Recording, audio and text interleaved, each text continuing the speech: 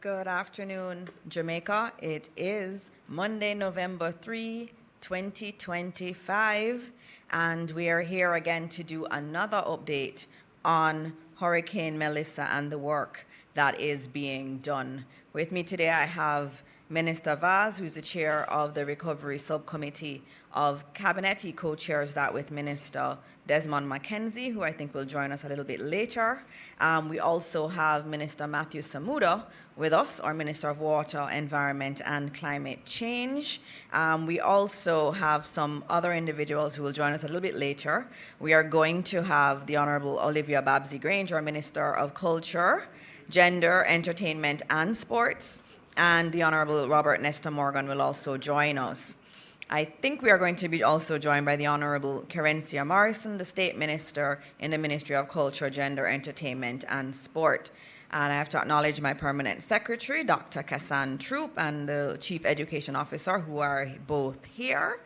And I also want to acknowledge those who are close to God, who are in the audience today, who have come to support us and lift us up in this moment. And so with us today, we have two of the most, wonderful people you can find, Bishop Harold Blair and Bishop Christine Bengucci from the Jamaica Council of Churches. Support staff from many ministries are here too. We have the head of the JPS with us here too, Hugh Grant, and he's going to be speaking to you. We have many members of the media here with us today, and again, to Jamaicans watching at home and abroad, good afternoon to you. I know the pictures and the images that we're all seeing are really, really, really heart-wrenching. And there are so many people who are feeling the pain. We feel it deeply. I think all of Jamaica is going through this period of mourning and this period of pain, and that's why I'm very happy that Bishop Blair has said he will pray for the country at the end of this press conference, because we need prayers. God has always taken us through, and God will always take us through. And so we have to rest on God, and that's the beauty of this country. It's a country that believes deeply in God, and that God will take us through. And yesterday when I got a chance to go around, I saw that, and I saw the resilience of the Jamaican people. And that's why I say now is not a time for politics. Now is a time for us to come together as Jamaicans and to do what we need to do to support each other. And I've seen that being done. I've seen Jamaicans across the country doing what they have to do in order to support their brothers and sisters. That is the Jamaican way, and that's the Jamaican approach that we will take forward. I'll give you a few updates at the beginning, and one of them is in relation to our schools. Many of our schools sustained a lot of damage, significant damage. And one of the things when we're talking about Hurricane Melissa and its impact is that it did not affect only a few areas. It's really across the country. So you have areas in the eastern part of Jamaica that have been affected.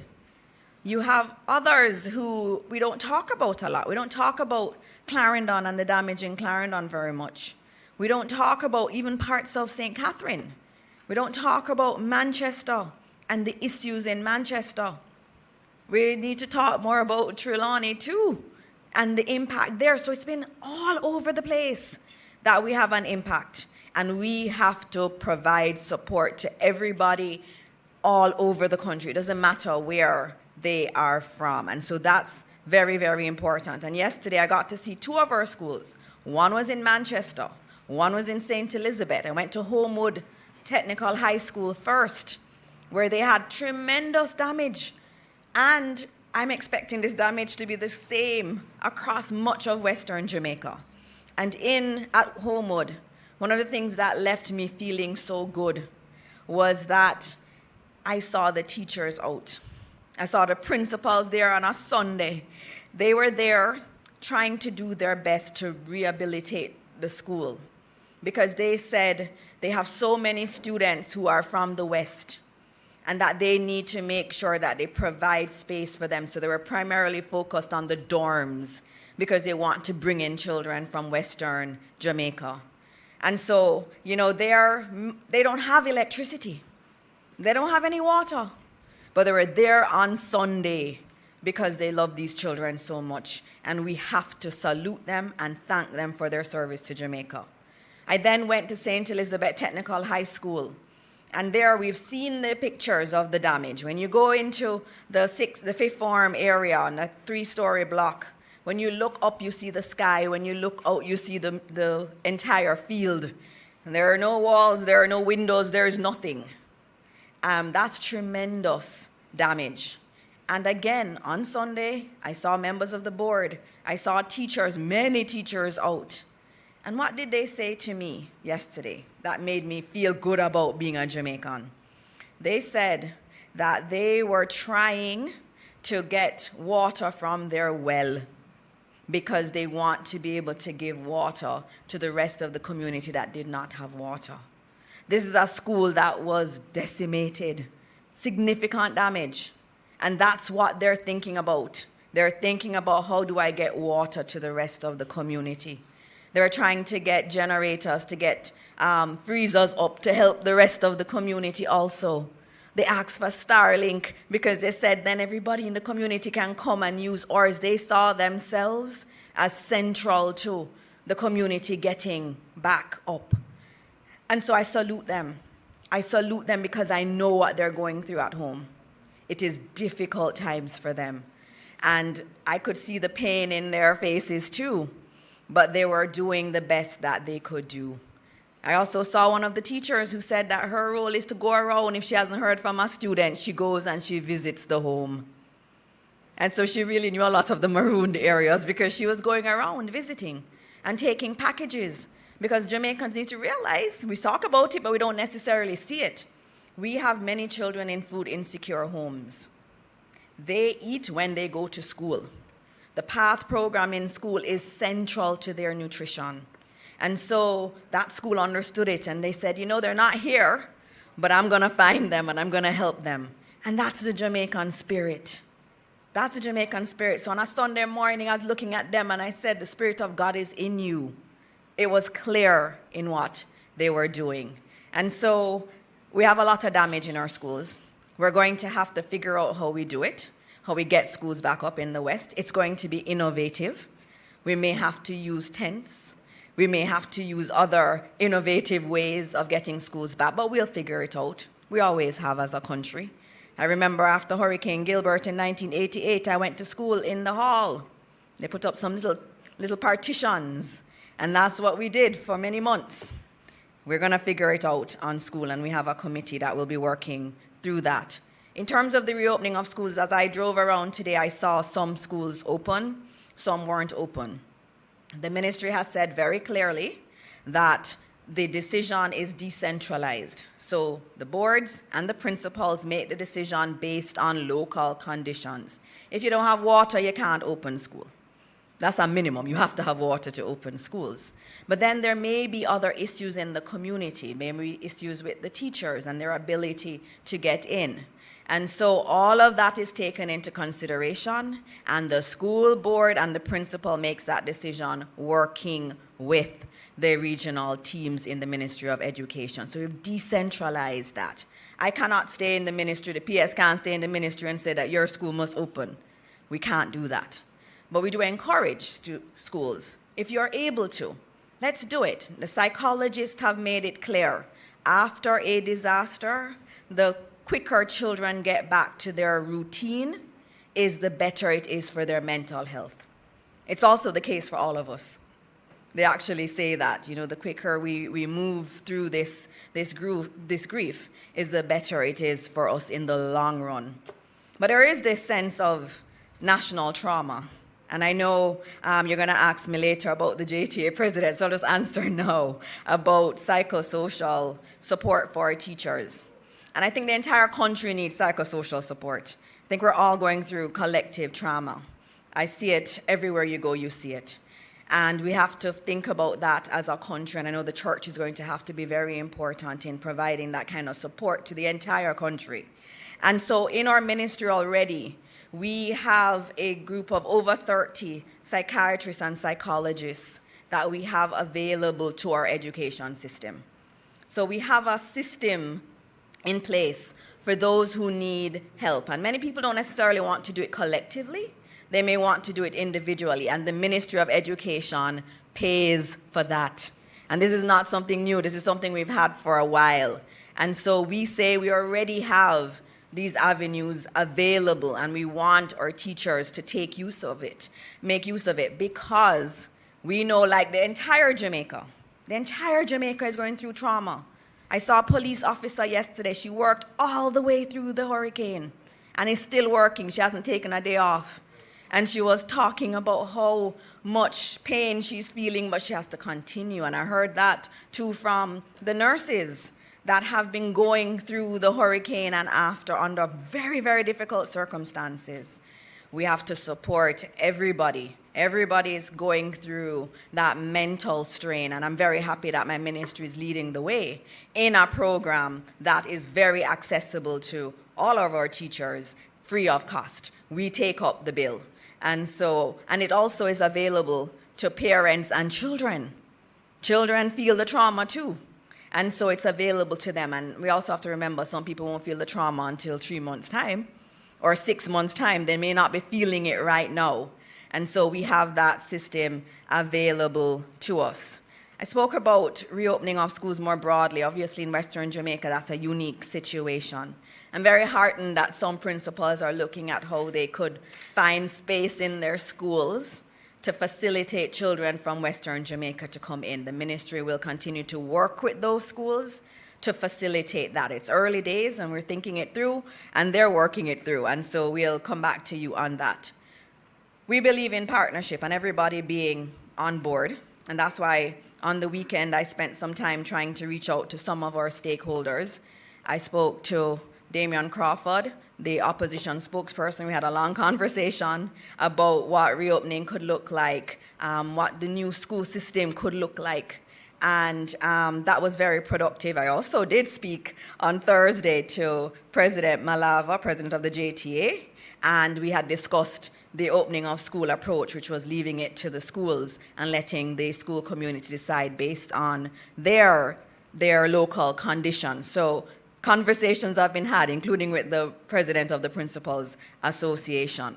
And so tomorrow we continue that spirit of collaboration, even if people don't want to say that they're being consulted. We continue in that spirit. In the Ministry of Education, and I know this administration, we believe in collaboration.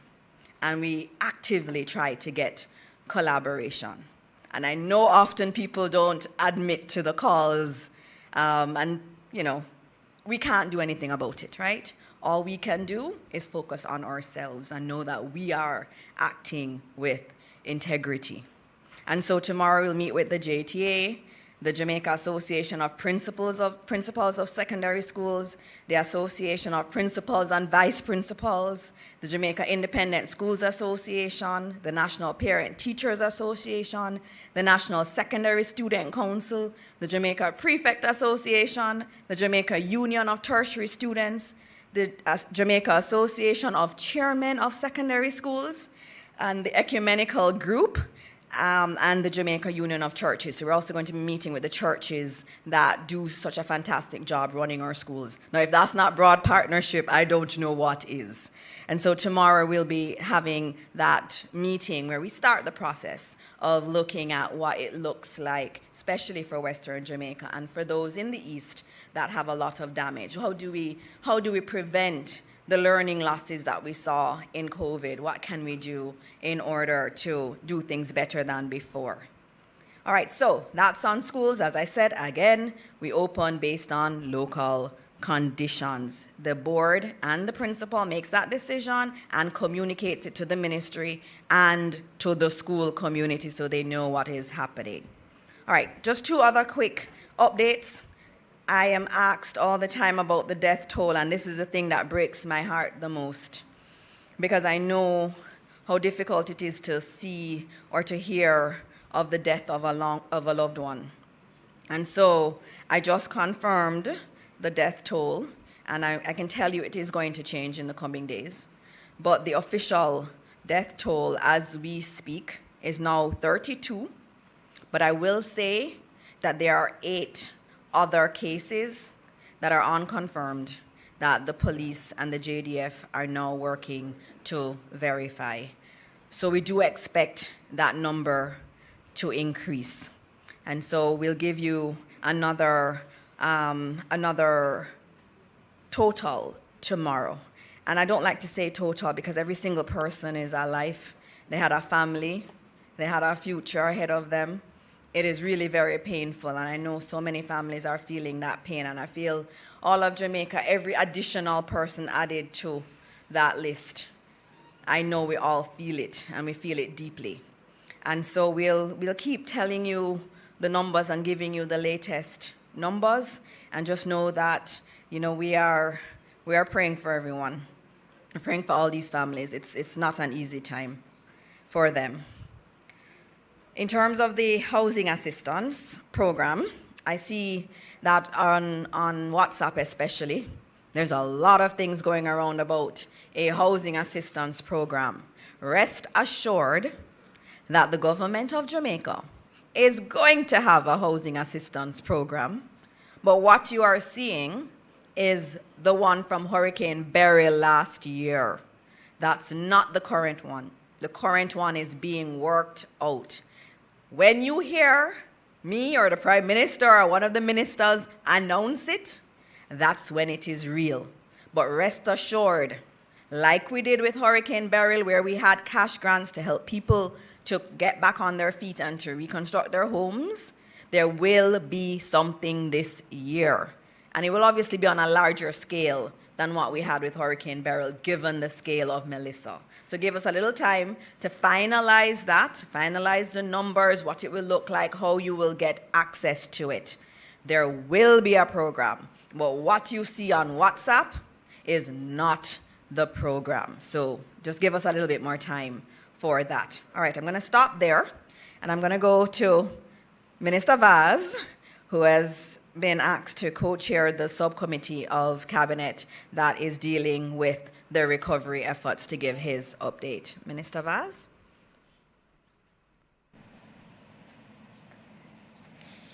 Thank you very much. Good afternoon, ladies and gentlemen, colleagues, ministers, permanent secretaries, Jamaica, and the diaspora. So again, I want to update the nation on where we are and assure you once again that restoration is moving steadily forward. Digicel has restored 46% of its mobile sites, with 86% of fixed networks and 75% of business connections now back online. Service was restored in Santa Cruz, Falmouth, Spurtree, Bevan, and Rose Hall within the past 24 hours. I don't need to tell you how huge that is in terms of getting connectivity in those areas. Over the next 2 days, the focus will be on restoring service from Falmouth to Montego Bay, then Montego Bay to Negril. Work is also ongoing in Portmore, Spanish Town, and St. Thomas. Approximately 64% of Flow's fixed sites are now operational, with 40% of customers reconnected, mainly in the urban areas where the power has been restored. Work continues to bring service back in to more affected western and southern parishes. For mobile network, 37% of our sites are up, reaching about 78% of mobile customers. Repairs are focused on the hardest hit parishes, including St. Anne, Hanover, and St. Elizabeth, where several towers were damaged. Neptune Communications, working with Marlink USA, is replacing and relocating damaged satellite units to restore connectivity where it is available. Additional satellite kits are arriving this week to expand coverage. Over the past 48 hours, additional Starlink kits were allocated to organizations providing essential assistance to Jamaica impacted by Melissa. I want us to stop again to thank Starlink, who have a team, an emergency response team, stationed in Jamaica, and are helping to coordinate the Starlink installations. So again, a charitable organization brought 200 mobile Starlink, and Starlink gave the government of Jamaica 400 residential. We are using those residential/commercial. All 400 will be allocated out to government agencies and NGOs by end of day tomorrow. Bearing in mind we just received them on Friday. So we are allocating them according to specifications and needs of the hardest hit parishes. So OPM and Ministry of Labor and Social Security would have gotten today, the fire brigade would have gotten today, and a lot of other essential services, too much to name. The Ministry of Health, in close coordination with United Nations Children's Fund, is working to restore connectivity to major hospitals and community health centers. Jamaican government, the Jamaica Red Cross and international NGOs are also using connectivity provided by Starlink to distribute food, water, and sanitation supplies, basic household items, and children's activity kits. The Starlink devices have been used to establish connectivity for community Wi-Fi points. So remember, we have hundreds of community Wi-Fi sites that were put in by the Universal Service Fund, which falls under my ministry. So we're working with Starlink now to get those back up so that communities, especially remote communities, will have community Wi-Fi to be able to communicate with their families, etc. So to close on Starlink, I today distributed between today and tomorrow before Parliament starts. All the members of Parliament in the affected areas will get a mobile Starlink. All the mayors will get a mobile Starlink. And obviously, the leader of the opposition will get a mobile Starlink, and several others. We only have a few, 33 that we have distributed today, but we're hoping by end of week they will get. So the focus and emphasis is on those hardest hit parishes. Sorry, clarification. The mayors in the hardest hit parishes who do not have already Starlink, and the municipal corporations will get Starlink to operate as they are the emergency response. Municipal corporation is the emergency response for the parish. The Jamaica Defense Force and Jamaica Constabulary Force also have utilized Starlink to coordinate humanitarian logistical operations and provide missions. Finally, Starlink has also employed to restore cell services to some areas. I indicate the ATMs. We have gotten lists from the Jamaica Bankers Association. We're working with them through Starlink to connect the ATMs in those affected areas, and we expect to get at least 10 of them up this week. So we are ticking the boxes of all of the essential services that are going to be required. JPS, I leave that for the president of JPS to make a presentation. He made a presentation to Cabinet this morning, for which they will be called to come to Cabinet every week to give an update to Cabinet starting today, and also hopefully after today, when he speaks, the people of Jamaica will get more information flow on a regular basis on the recovery efforts of Starlink. We expect that JPS, we expect that tomorrow hopefully will be the last flight by the JDF that I have arranged to give them a final look at the damage to the transmission lines. So hopefully, with that being done, we should be in a position to get a full assessment as the government, and then the people of Jamaica can start to get the answers that they are so anxious to hear, based on the frustration level of knowing that you live in a community that has minimal damage and yet still you don't have light. But it's bigger than that. It's bigger than that. It's based on the damage that has taken place. So I'll also ask the JPS to attend on press conferences held by the government to give updates ongoing until we know exactly where we are. Petrojam, important. The refinery sustained no major damage, as we know. It has adjusted its opening hours to 6 p.m. to allow refueling of tankers, trucks for distribution to Western Jamaica. And since Thursday, October 30th, over 400 tanker trucks have been loaded destined for all parts of Jamaica, including the hardest hit parishes. And as the roads are clear by the National Works Agency, the tanker drivers will transport the much needed resource. So there is no need to panic buy or store excess fuel. We have adequate fuel. Another one that is important is aviation fuel, because we have a lot of assets that are going to be traversing the skies, and we have more coming. So we have between 75 and 80% capacity across our international airports, and we are coordinating with our international partners such as Grey Bull Rescue and the Fuel Relief Fund to support distribution of energy fuel for humanitarian efforts. Rubis has a total of 41 open service stations across the island, which is 82% of their network. 7 stations remain closed. 2 have a status to be confirmed, but due to communication challenges, so they also have put in extra staff and resources to reopen remaining stations and carry out maintenance in St. James.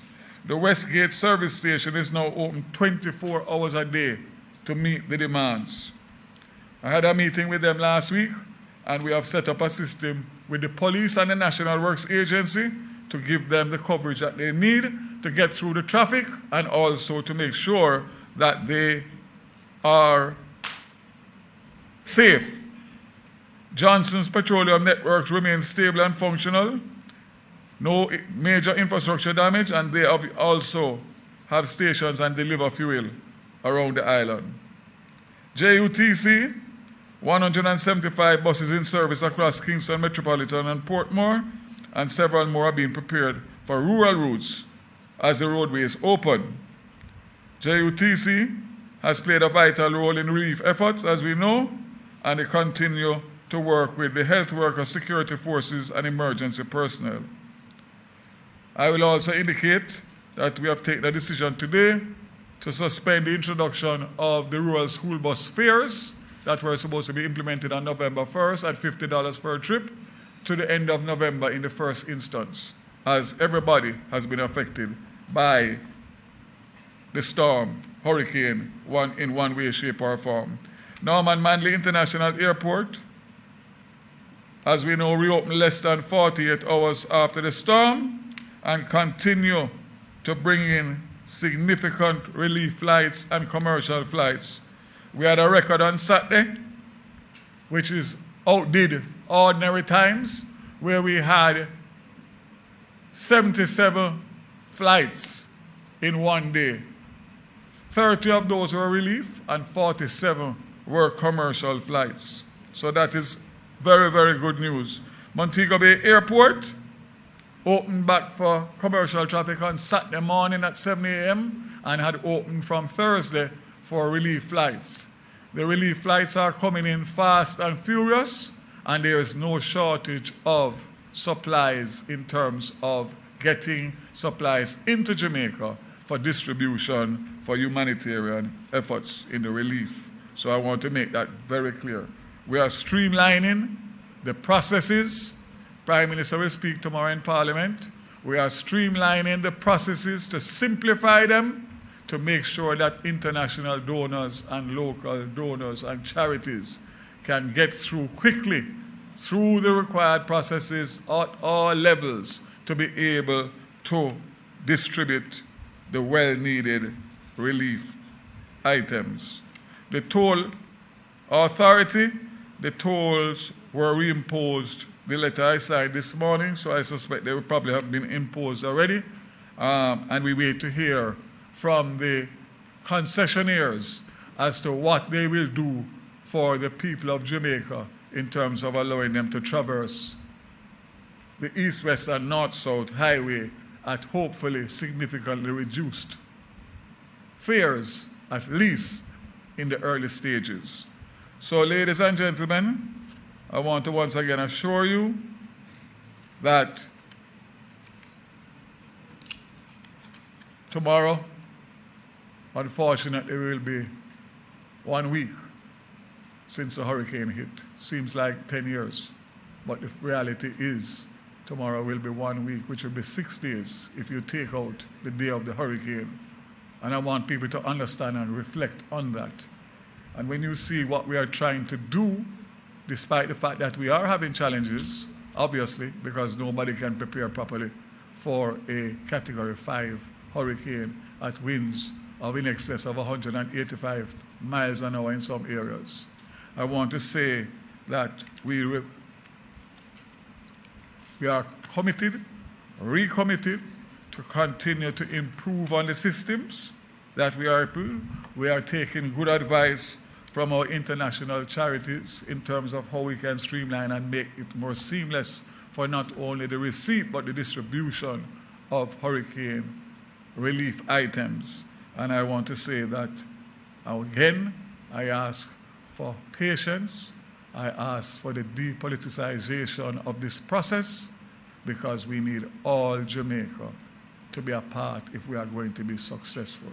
I continue to ask for not only God's prayers and guidance, but patience of the people despite the challenges that they face and the suffering that they face. I assure you, on behalf of the government of Jamaica, help has started. It's not underway, it has started, and it will improve, and we expect that this week, week 2, will be significantly better than week 1, and every week thereafter will get better and better and better. All in the interest of the people of Jamaica. All of the people of Jamaica. God bless Jamaica. Thank you, Minister. And thank you for those closing words. Yes, and at Cabinet, as Minister Vaz said, we had JPS come to give us an update. There were a lot of questions from the Cabinet members. Everybody was asking JPS, when will light come back in particular areas? And so the Cabinet got a briefing today, and you are going to get a condensed version of that briefing from JPS, because I know that's who you really want to be hearing from today. So, Mr. Hugh Grant, we invite you to give Jamaica your update.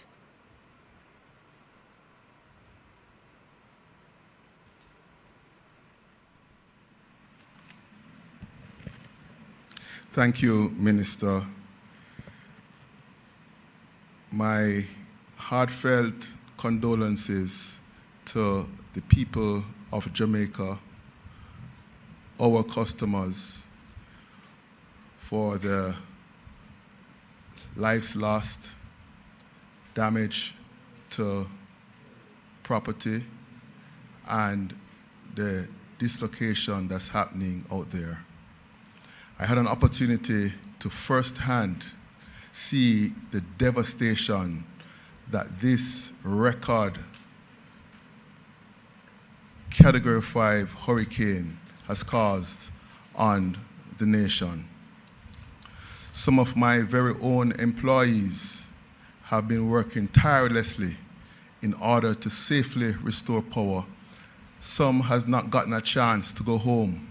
A story from one of my linemen said his wife got a seizure when the door and the window was blown off, but he has not gotten a chance to go home and be with her because of the nature of the roads, and he stands committed and is here serving to help to restore power. So I get it. I understand the inconvenience caused by the lack of power. I understand the frustration as some of my very employees are also affected. Let me reassure you, Jamaica, let me reassure you, my customers, that we here at JPS stand committed to work safely 24/7 to get the power restored. So how have we been doing? As of this morning, we restored 206,000 customers. At the time of the incident, we had 550,000 customers approximately out.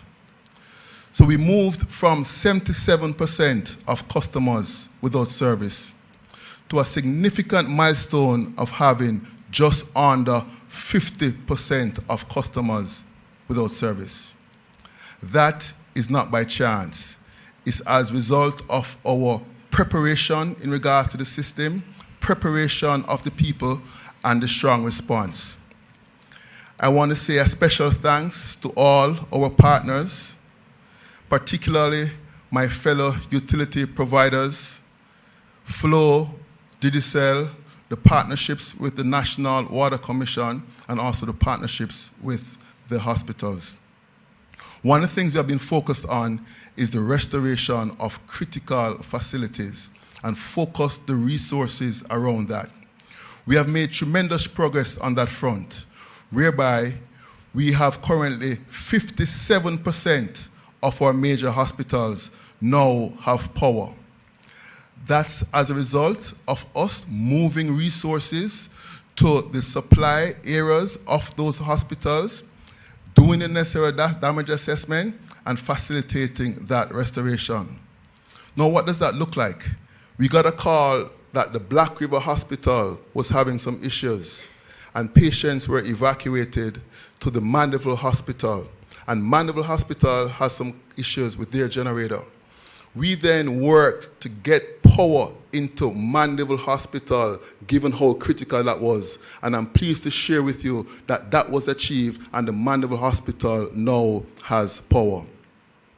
We committed to restoring power to Kingston and St. Andrew North and South, St. Catherine, Portmore, and St. Thomas, 90% by last night. I have some good news for you, my customers, my people. We have exceeded those restoration levels, whereby Kingston and St. Andrew are now at 95% restoration. Portmore is now at 95%. St. Thomas is at 95%, and St. Catherine is at 90%. So one may ask, where are some of the areas that are currently out? In St. Catherine, you have areas of Spanish Town, Guys-Hill, Bogwalk, and Central Village that are currently out, and we are working 24/7 to have your power restored within the next 2 weeks. In Portmore, you have areas of Bridgeport, Gregory Park, Hellshire, Greater Portmore, Waterford that are out. And we are working 24/7 to have your power restored in 6 days. In KSA North, you have areas of Kingston 7, 9, 6, Kingston 8, 19, Mavis Bank, Garden Town, Golden Spring that are out. Also, some areas in Content Gap. And we are working 24/7 to have your power restored within the next 14 days.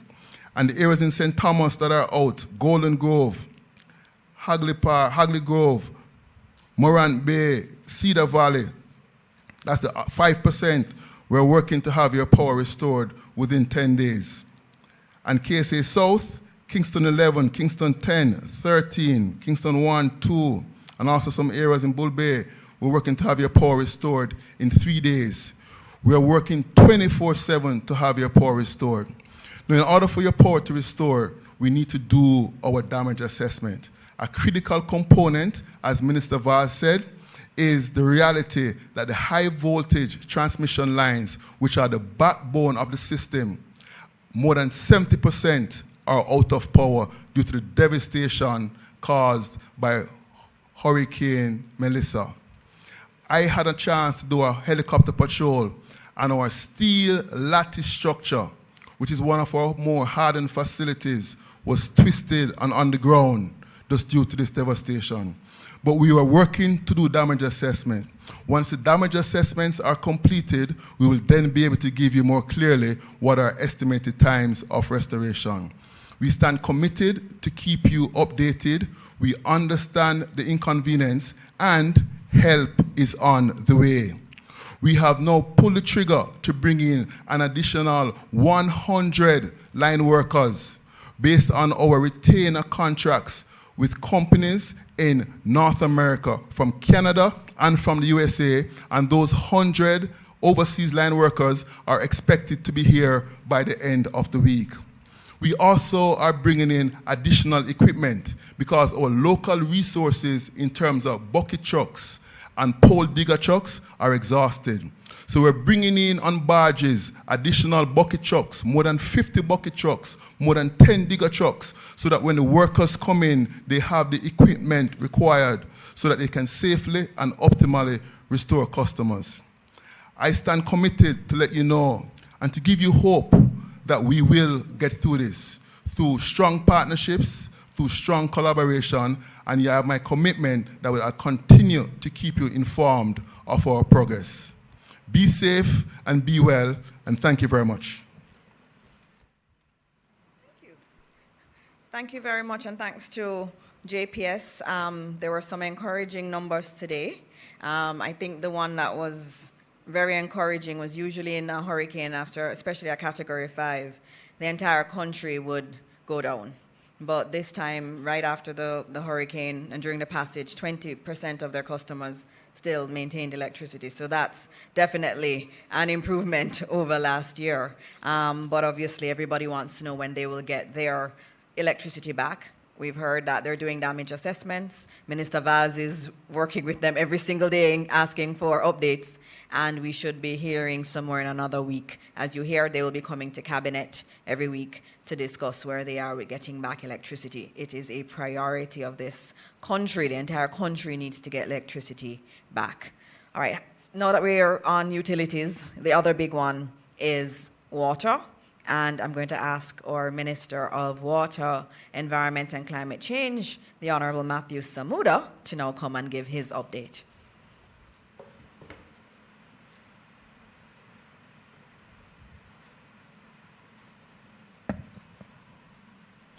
Thank you, Minister Dixon. Good afternoon, colleagues, cabinet ministers, heads of agencies, permanent secretaries, members of utilities, members of the media, certainly those listening and watching at home.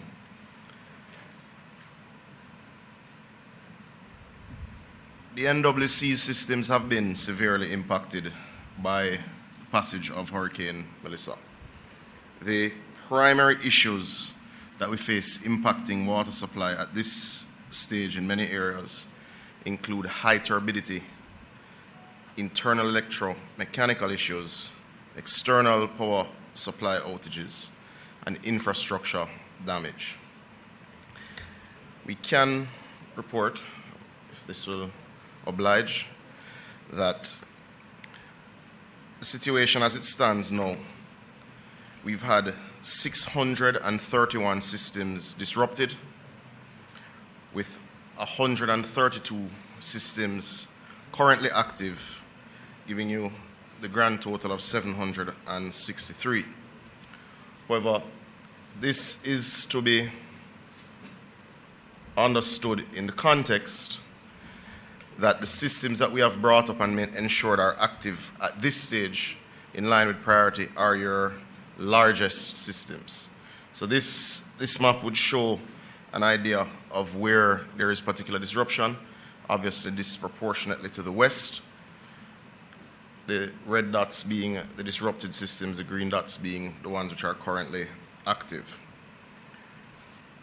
Now, that would give a particular view in terms of the level of damage and the level of disruption. But you juxtapose that against the fact that 65% of the NWC's customers have actually been restored, because the systems that have been brought back into activity are indeed our largest systems. So for instance, we can report that the Constant Spring system, which feeds from the Hermitage Dam, has indeed been restored and is operating from JPS power. We can report the same for the Mona and Hope systems, which obviously move the numbers significantly. Now, I will take the time to go pretty much in a circle around the country just to give some information so that those here have a feel of exactly where we are and what we're likely to see by way of customers coming back on stream over the next 3 days. We are currently operating from the Tullow Springs, which the Tullow Springs system contemplates wells and water sources all the way to Bybrook in Linstead. That is the corridor that supplies southern St. Andrew, Portmore, and the majority of St. Catherine. We're operating at around 30%. We're working very closely with the JPS. We would have completed clearing the roadways to our pumping facilities yesterday, and we expect that this system will be connected to JPS this evening, which will bring back over 80% of customers in St. Catherine. There is some disruption, and I'll just briefly get on to St. Thomas. There is some disruption in many of your small systems in St. Thomas because the rivers are in spate and there is a fair amount of turbidity. But we are happy to report that the largest system, which in Morant Bay, which is the Springfield system, is indeed operating using one of our generators, and we continue to bring on the small systems. Now, one thing before I move on to the other parishes, it's important to note that the majority of your customers, in line with the population distribution, are indeed living on the plains that go right around the coast. So when you bring on those large systems on the flat, you're able to bring on a lot of people very fast. One thing that is consistent, and as I just give you a glance back at the graphics, and I need people to understand that that many of the systems that have come back on stream are indeed the ones that are able to gravity feed water to the plains.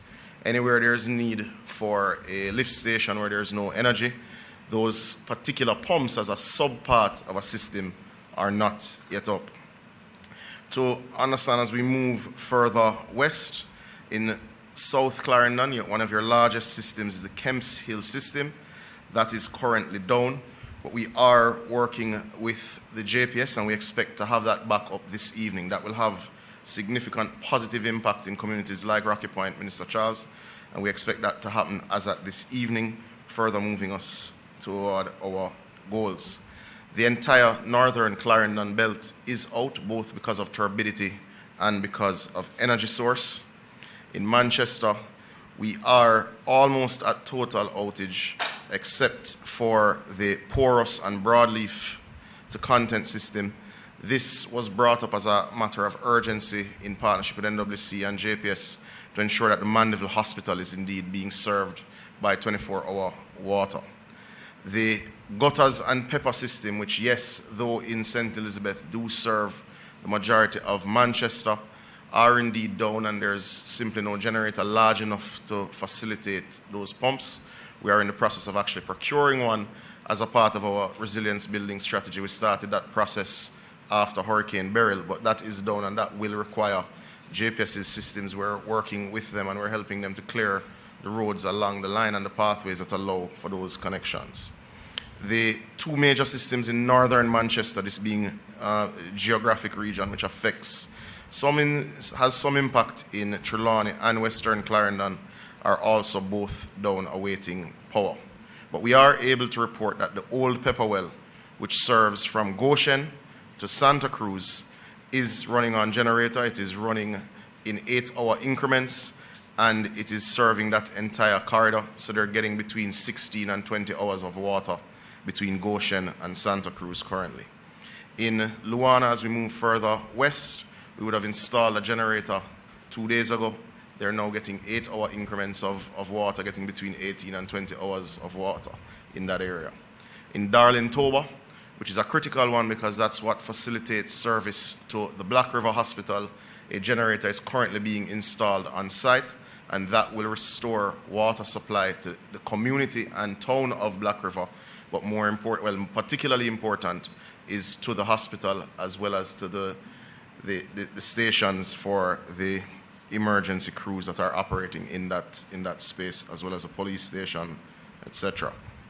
As you move into Westmoreland and Hanover, and there is a fair bit of integration between systems, we are also happy to report that the Logwood system, which is in Hanover, but services all the way to Negril, that has been operating and continued to operate right throughout the storm.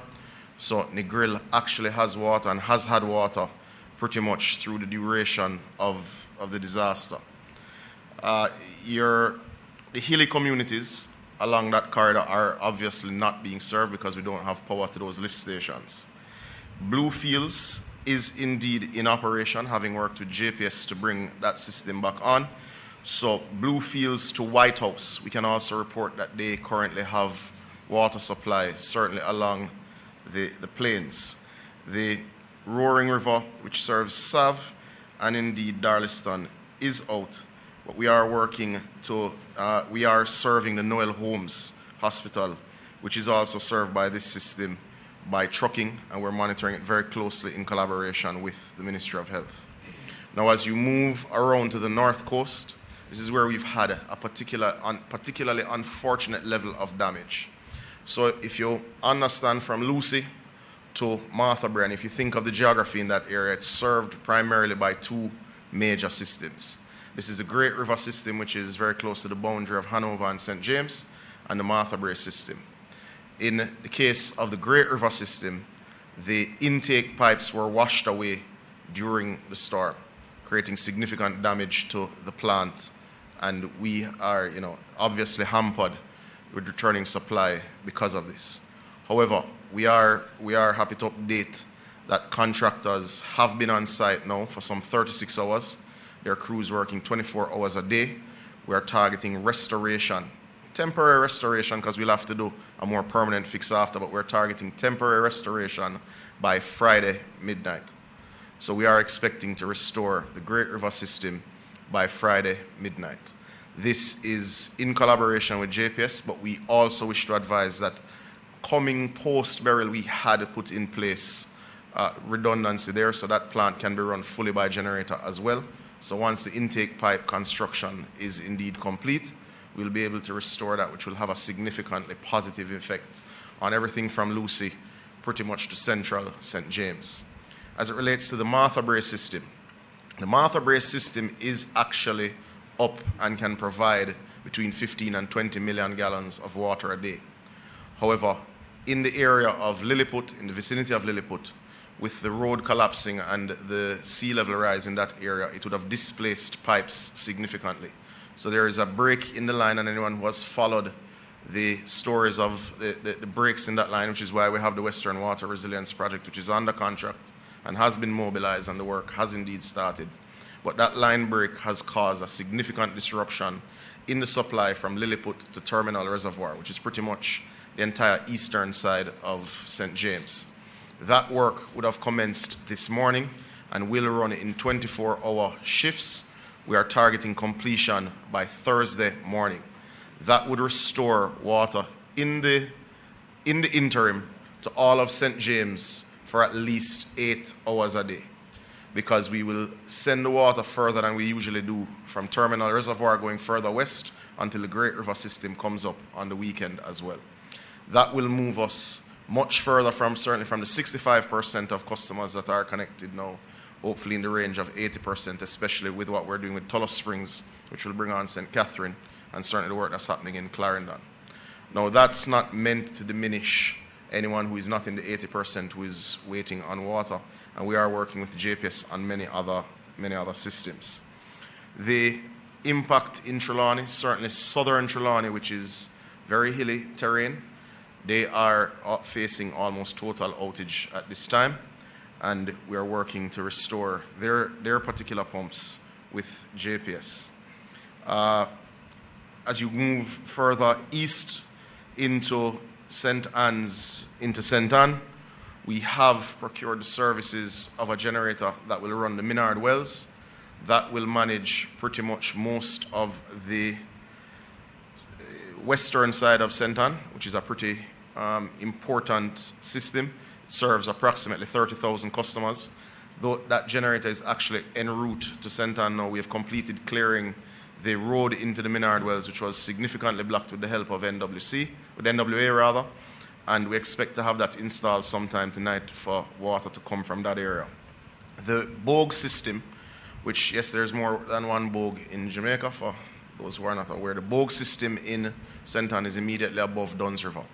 That system is indeed operational and has been operational since Thursday of last week after we brought it up. It is a significant system. It means that everything from Runaway Bay to Port Maria on the plains that doesn't require a lift station currently has water. And that is something that we're happy to report. Your major systems in St. Mary, in Agawata Vale, and indeed Itabaral. Itabaral is a particularly important one because it serves not just sections of St. Mary, southeast St. Mary, it stretches as far as Buff Bay in Portland. So that is a particularly important one. We have generators en route to the Itabaral system, and we're working very closely with JPS to bring the Agawata Vale system up, which would stabilize central St. Mary. And I'm using geographic terms here today, not political constituencies. As you move into the eastern end of the island, the disruptions of power are indeed significant, but we do have 3 generators which we expect to be deployed by close of business tomorrow in Portland, including in Port Antonio, which will stabilize the townships of Portland tomorrow. Now that's a general overview of where we are. We have, and I will give you the update, we have currently over 43 major generators running, and we have some 40 that are being deployed over the next 72 hours based on the assessments and the state of particular pumping stations. Now we've made the decision, certainly, even where generators would have been installed at particular treatment plants with the intention of them being permanent, that certainly once JPS assures us that an area is stable, we will uninstall if we must and move them further west to significantly improve the water supply situation for public health and sanitation in the worst affected parishes. I do want to bring a few other matters to your attention. As it relates to trucking, we have put in place a few steps that we believe will help with getting water to those who are most affected and least likely to see the return of water fastest. The first is that we're running generators at all of our loading bays that are affected by power supply. That means where there are generators, we're able to fill trucks 18 hours a day. Where we're connected to JPS, we're filling 24 hours a day. We have suspended charging private truck owners who do access these loading bays to ensure that everyone is able to get water as quickly as is possible. We have gone further. We have engaged in excess of 100 private trucks that are working with NWC's fleet of 32, and we're doing our best to serve the communities that are most affected. This afternoon, members of Parliament will all receive a letter from my office with allocations for trucking. Where they are able to find private trucks, they will be able to engage them to ensure that their most affected communities or least likely to be restored fast, they're able to respond to. These allocations will be between $1 and $2 million, depending on the level of disruption in their respective areas. We're also ensuring that at treatment plants in the affected treatment plants and pump houses in the affected areas that have power and that are operating, we're putting in a host of temporary standpipes for those who can get to those areas to fill containers to be able to get water. These will obviously be temporary, but certainly, for instance, in the case of a plant like Martha Bray, we'll put in 100 filling stations so that those who are in the hilly interior but within driving distance can come and get water for the reprieve that they need.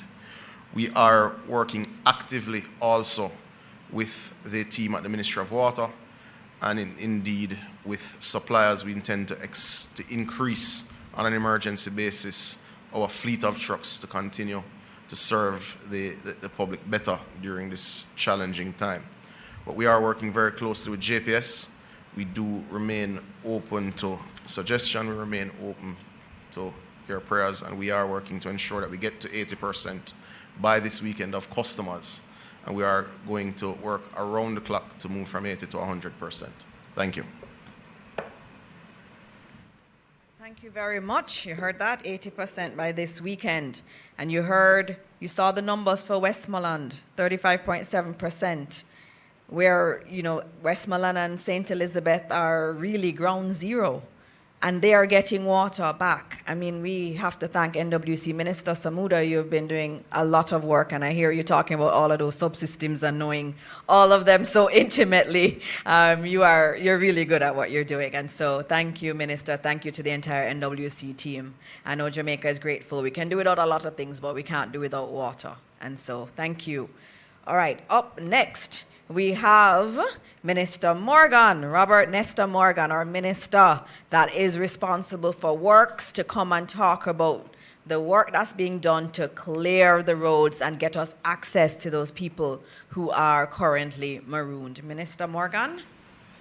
Thank you very much, my sister, Dr. Dana Morris Dixon. Thanks to members of the public service, the private sector, members of the media. I see we have a very healthy turnout. Hi, Dion. It's good to see you at the OPM press briefing. Haven't seen you in a while, but thank you very much for coming.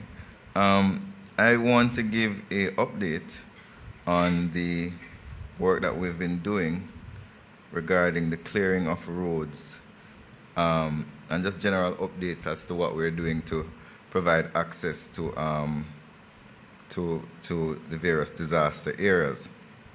And as usual, take your questions as it relates to the issues that have been raised in the press conference. So in my last updates, I would have told you that one of our priorities, or at least our main priority, is to provide a corridor for persons to be able to bring relief supplies, especially to the western parishes that have been severely impacted. We have been extremely successful in creating that corridor. We now have a good corridor from the border of St. Elizabeth all the way to Savannah-la-Mar, and we have a corridor from St. James coming through St. Anne Trelawney all the way to Savannah-la-Mar on the other side. The challenge, however, is that we created single-lane access initially, but the quantity of vehicles almost tripled within a day, and which is understandable. There are many persons who have loved ones in the region. There are persons who have recognized the disaster that took place and wanted to assist persons in the area. What that resulted in is significant traffic jams, especially in areas such as the Bogwalk Gorge and sections of Westmoreland, particularly in the Ferris area. We then decided that we had to expand the corridor a bit to create more two-lane access, and that's something that we were able to some extent do over the last 2 days. We also had to work hard to ensure that heavy-duty trucks, such as gas trucks and oil tankers, are able to traverse the entire corridor. And yesterday we completed removing several impediments which would have prevented those heavy units from traversing the area. That corridor is not the only corridor. Work continues in sections of Trelawney, sections of St. James, sections of Manchester, and other areas that have been impacted, and areas across the rest of the island, such as Clarendon and other parishes, St. Thomas, Portland, St. Mary, which would have had challenges due to rain, wind, landslides, and so on. So to give you an update on the main corridors that have been opened so far, Ocho-Rios to Port Antonio to Morant Bay to Kingston, Kingston to Aguata Vale via the Junction Road, Mandeville to Santa Cruz to Black River, Black River to White House, as I said, White House to Savannah-la-Mar, Savannah-la-Mar to Negril, Savannah-la-Mar to Montego Bay, and Montego Bay to Ocho-Rios. I would have driven that entire corridor from from Kingston to Ocho-Rios yesterday, ending last night, and it is drivable. We also drove through the Hanover section. So you have two sections. You have the Negril section, you have the Hanover side that goes through Long Lane. Those two corridors are drivable. The one through Hanover Hills is a bit Long Hill. Grange Hill, sorry. It's I drove on so many roads, I don't remember the names. that one is a bit challenging for heavy-duty trucks, but small units can manage it. We have also cleared Vauxhall to Arcadia. Well, no, my apologies. I am now listing where works are actively being done. Vauxhall to Arcadia, which is flooded. Mountainside to Malvern, which is severed, which means it's cut off. Balaclava to Keesham, which we are now assessing to start work, as well as Aberdeen to Quickstep, we're assessing. There is some damage on Hodges to Speculation. We're removing fallen trees as we speak in Newton to Magotty. There's flooding on Siloa to Magotty. Knoxwood to Burn Savannah is also flooded. And in Manchester, we have several flooded roads which we have to wait until the flooding recedes.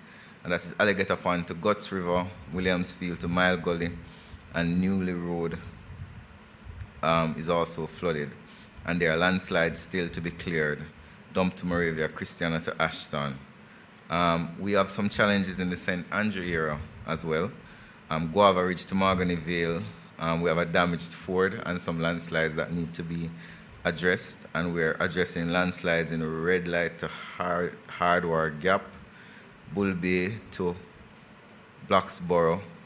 And in St. Catherine, we're addressing landslides in Sport Park to Post Road, Bartons to Ginger Ridge. We have a peculiar issue in Spanish Town to Bogwalk, where there are some pole lines that are on the ground, and we had closed the roads, and we're approaching the police because there are persons who have removed the closure and are seeking to extort motorists. So that is something that we have to address. There are several other updates that we will be publishing. Most of the challenges that we face in terms of opening roads is flooding, significant landslides, and in some cases, falling trees. We are working with the Jamaica Public Service Company. We have worked out an arrangement where on a daily basis we are engaged with them in a meeting where we are clearing and there are JPS poles. We work together to remove those poles or relocate them. So one of the issues that, and I want to remind persons, is that if you don't have any business in the western end of the island, please do not go. The traffic pileup is actually creating a risk to persons' lives.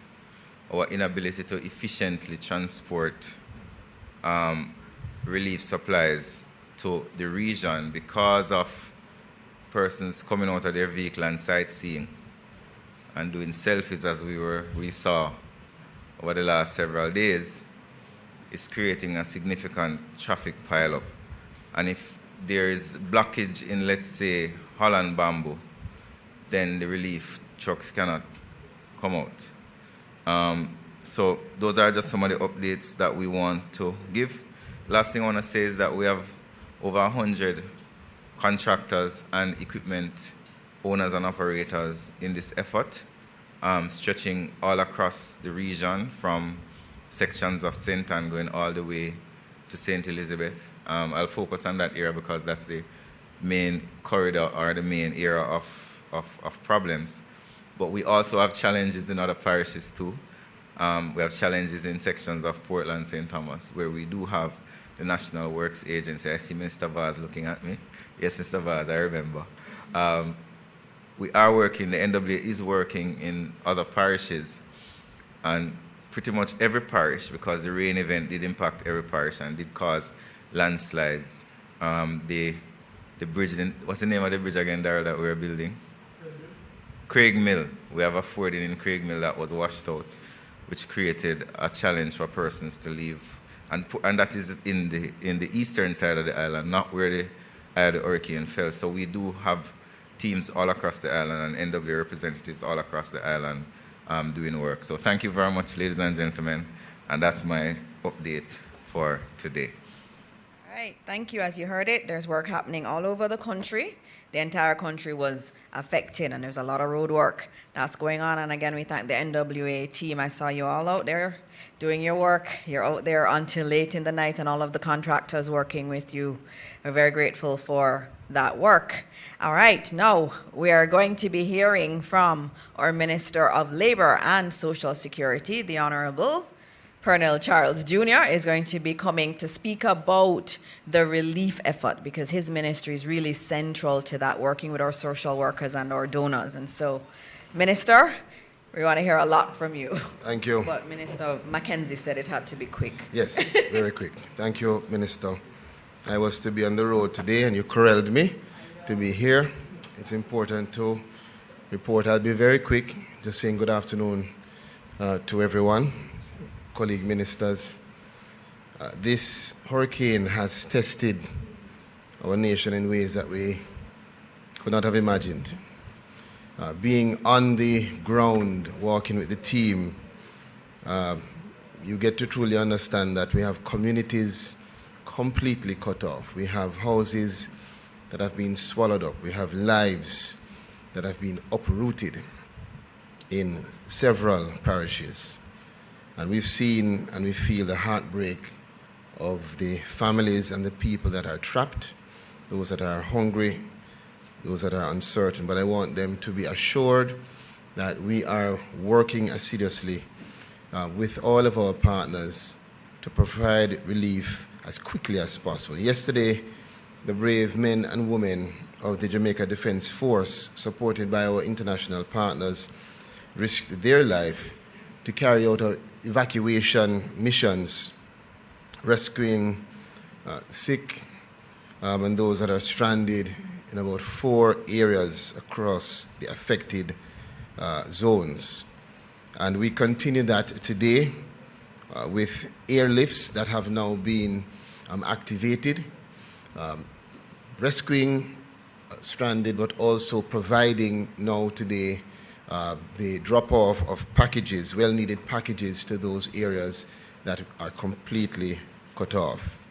Now, I want to just acknowledge the tireless work of those who are volunteering, several of whom are coming from all over the country, some not connected in any familial way, but just understanding the impact of this mission and joining in with our parish officers, our social workers, the JDF, the JCF, the Fire Brigade, to provide support, to provide comfort, and just to share a meal.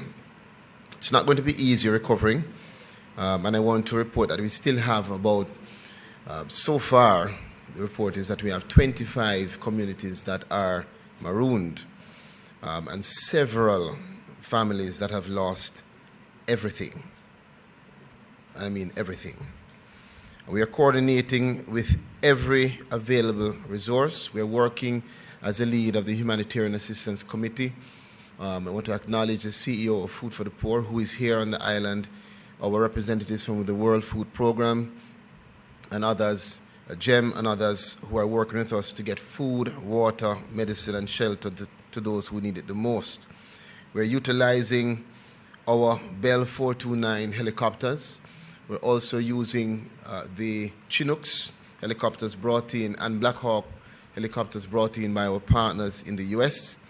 And those are assisting us to provide a lifeline to the several Jamaicans that remain stranded through the evacuation process, as well as the packages that are dropped off from the skies while they are on the ground. And we have teams on the ground simultaneously providing ground support. So our JDF team is not only doing airlift, but where we can't go, they go. They venture out in ground operations and have done more than 17 communities between yesterday and today. I want to also indicate that so far, together, we have distributed more than 30,000 food packages and several other hundreds of relief in terms of tarpaulins, water, and other relief supplies. We are collaborating with the private sector, faith-based organizations, government agencies, to ensure that we can ramp up and move now into the next phase, which is beyond just providing the immediate rapid response to now a more strategic and calculated design of a distribution model that will see us supplying exactly what is needed to specific and strategic areas. So it's no more just food package, but for instance, in Catherine Hall and St. James, they may have food packages or still need food packages, but what they need now, based on observation, is cleaning supplies, and as simple as clean drinking water and water to help in cleaning out the homes. So we assess and we analyze, we continue to work with the JDF. We have now received the communication support through Starlink, and that will be placed in all of our parish offices to improve the network of communication, as well as Minister Morris Dixon setting up, as part of our Humanitarian Assistance Committee, support coordination cells in every parish that will see us working as a team to do the distribution. There's much more, but I know that there's a lot that has to be said. So this is just the preliminary information, Minister. We will come with more details later on in the week. Thank you. Thank you, Minister. And I know that's an area that many people are asking about, is the food getting to those who need it? And Minister is speaking about how the systems have been refined to make it easier. And you heard there are 3 different avenues of helicopters. One is the JDF helicopters. The second one are the ones that came from the U.S. government. And then the third one, some of our NGOs like World Central Kitchen, they have their own helicopters that they're using to distribute food. So that's a good thing, and we're getting into more of the marooned areas. I know Minister Charles spent a lot of time today getting information from the field in terms of what are the marooned communities and getting them geolocated so that the various helicopter teams can get to people. So we're working, and he is working very hard at mobilizing and getting that system refined even further. All right, so I think I'm on to Minister McKenzie before our grand crescendo with Minister Grange. So Minister McKenzie, our co-chair of our subcommittee on our recovery and relief efforts. Minister McKenzie. Thank you, Minister. Let me just make way for the grand lady. That's what you call her. All right, I just have a couple updates I want to give this afternoon, which is important as we continue the recovery efforts. As of today, only a total of 186 shelters remain open across 12 parishes, and there are approximately 2,500 persons within our shelters as I speak. I just want to spend 5 minutes on the issue surrounding the municipal corporations across the country. As you all know, that 7 of the municipalities have been severely affected by the passage of the hurricane, and none of these municipalities have anywhere to conduct administrative activities. We are now making arrangements. We have found a location in St. Elizabeth, and I will be engaging the mayors and other stakeholders to discuss relocation for the remaining municipal corporations. One of the challenges we face also is that a number of staff in these municipalities have their own personal issues, so they can't participate in the recovery exercise. So I'm pleased to announce that the municipalities that has not been affected have now moved into those parishes. A team from KSA has gone into St. Elizabeth, and we are moving teams from Portmore, St. Catherine, St. Thomas, and other communities to cover areas in Western Jamaica that has been severely affected by the passage of the hurricane. I must also make the point that the revenues of the municipal corporation has been severely affected by the passage of the hurricane. And as I speak, at least 30% of our markets have been damaged, some destroyed. I was in Black River on Saturday and I saw the destruction to a market that is not even 6 years old. It was under our administration that we did extensive repairs to the market. Must also speak about the role of the Jamaica Fire Brigade in this exercise. And so far they have responded to over some 500 calls right across the country.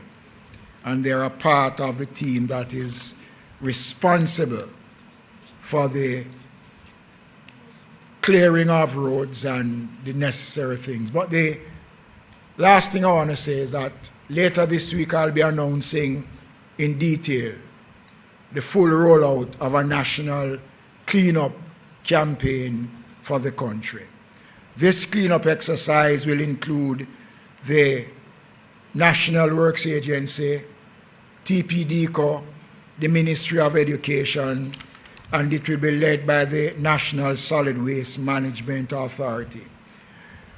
The purpose of the cleanup, ladies and gentlemen, is for Jamaicans to participate in this national cleanup exercise that will take place right across the country in every community. The Social Development Commission will be responsible for coordinating community activities throughout. And this will be a call for national duty, for national response. The country will require the full support, the full participation of all Jamaicans in this exercise. And as I said before, I will give further details on this exercise because a part of any recovery must be keeping our cities, our towns, and our communities clean. I saw some sites on Saturday which I cried inside because I was in St. Elizabeth even 5 weeks prior to the hurricane. And what I saw was devastating. But this is the time when all of Jamaica, and I'm going to be reaching out today, my opposition counter spokesperson, to invite her to the meeting to discuss the cleanup exercise because we are taking a national approach to the cleanup exercise. Those are my brief comments this afternoon. Thank you. Thank you, Minister. You know, I was hoping you were going to continue and I'd get a chance to come up here and stand up because I've seen you do that so many times and I wanted to be able to do it to you, but you didn't give me that pleasure.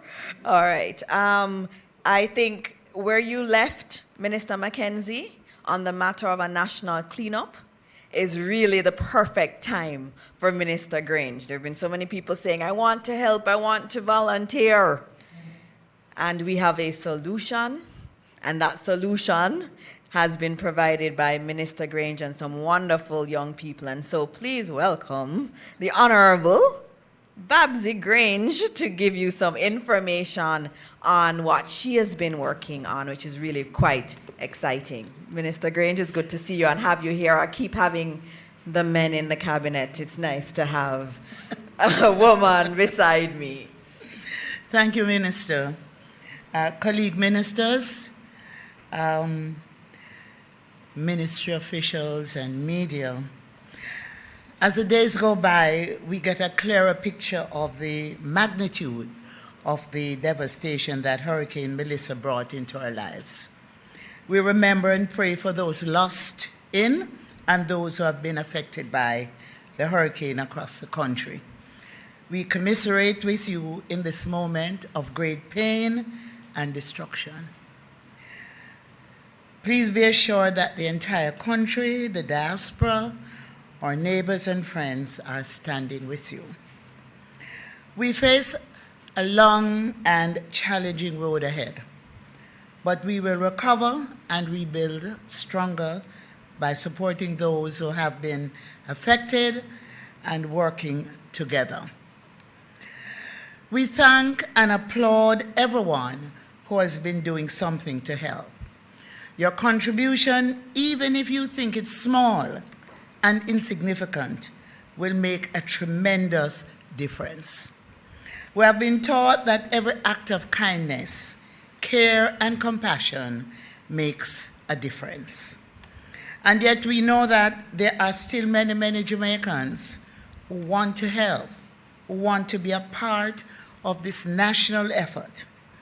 And we need you to know that is why we are now launching today the National Registry of Volunteers on the Support Jamaica portal, supportjamaica.gov.jm. This registry has now been launched and provides a safe and simple way for you to get involved. Through this registry, you will be able to tell us when you're available to help, what your skills are, as well as what type of assistance you would like to give. Perhaps who wish to assist with food distribution or shelter operations or medical support. Maybe you want to help with cleanup or counseling, transport or administration, whatever your skills are, however you want to help. Just tell us when you sign up to the registry. And I'm appealing to Jamaicans here in Jamaica and in the diaspora to sign up on this registry. Based on when you are available and based on the type of volunteer work that you would like to provide, we will contact you. We will brief, equip, and deploy you in an efficient and coordinated way. And I should mention here that the CVSS and other NGOs have been invited to sign up on this portal, so we'll have a joined-up, seamless approach. We will reduce or eliminate duplication and ensure that we get help to those affected by the hurricane. So today, I really make this appeal for everyone to chip in. Volunteer your time, your skills, your compassion, and your care to this important national effort. We're calling on companies, we're calling on the churches and youth groups, clubs, associations, everyone. If there was ever a time when we needed all hands on deck, it is now. So I want you to log on to supportjamaica.gov.jm. Click on Volunteer for Hurricane Melissa and complete the short registration form. It's as simple as that to join the registry of volunteers and get involved. Now, ladies and gentlemen, I want to turn to the I Love Jamaica fundraising concert series. The magnitude of the devastation is unprecedented in our history. That means that we have to move quickly to secure as many resources as we can to provide the relief that is needed right now. We have launched a fundraising initiative dubbed I Love Jamaica towards providing much needed additional resources to support the National Relief Program. The government of Jamaica, through the Ministry of Culture, Gender, Entertainment and Sport, will be partnering with the entertainment industry in Jamaica and overseas to stage a series of fundraising entertainment events to raise funds for Hurricane Melissa Relief Fund. The target is $1 million initially. Discussions are underway to stage US dollars, $1 million US dollars. Initially, discussions are underway to stage events as follows. In Kingston, we had initially announced a concert to be staged in the stadium car park and mass camp, but we're now doing a virtual concert and telethon on Sunday, November 16, 3:30 p.m. to 10:30 p.m., and this will be broadcast out of the CPTC studios. A number of artists have been confirmed, including Chris Martin, Massacre, Nigel Boy, and a number of others. We'll announce those later this week. A number of Jamaican artists and artists based overseas, non-Jamaicans, have reached out to us, and they are working out details as to their participation in live concerts in the diaspora or doing endorsement drops to motivate and encourage Jamaicans, etc. In London, we are doing 2 concerts. Thursday, November 13, 7 p.m. to midnight, we are doing a concert of Coco at Coco. And the proposed lineup here is Dizzy Rascal, and for those who don't know, Dizzy Rascal is a major act out of the UK. It will also include David Radigan and a number of other artists. Wembley Arena has been booked for Thursday, December the 18th, and that event will run from 7 p.m. to midnight, and the proposed lineup will be announced shortly. In South Florida, Sunday, December 7, a concert will be staged at Hard Rock Stadium in Miami. And on the same date, there will be a concert at Miramar Regional Park, a lineup to be announced for those. We're also organizing concerts in New York, Los Angeles, Washington, D.C. Other communities have reached out to us, and we are in advanced discussions. I Love Jamaica will feature performances by some of Jamaica's leading artists, as well as appeals by some of our country's most recognizable and influential personalities who will receive donations and pledges during the telethon. The CPL has been in touch with us, and Chris Gale will be the face of their campaign, which will be overseas. So, in this regard, we have invited our former Prime Ministers, P.J. Patterson and Bruce Golding, as well as leaders in various sectors, to assist with the relief and recovery effort.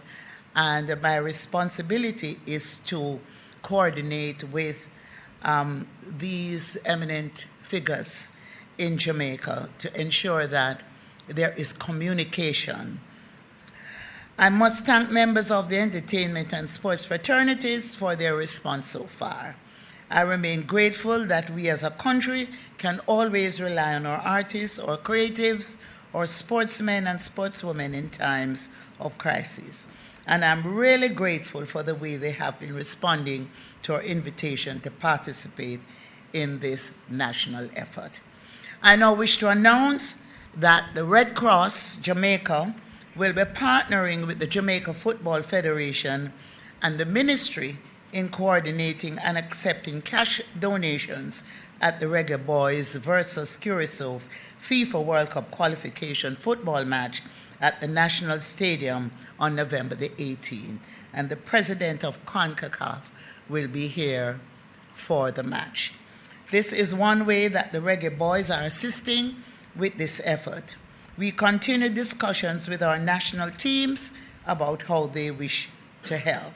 We have also been able to rely on our churches and our faith-based organizations.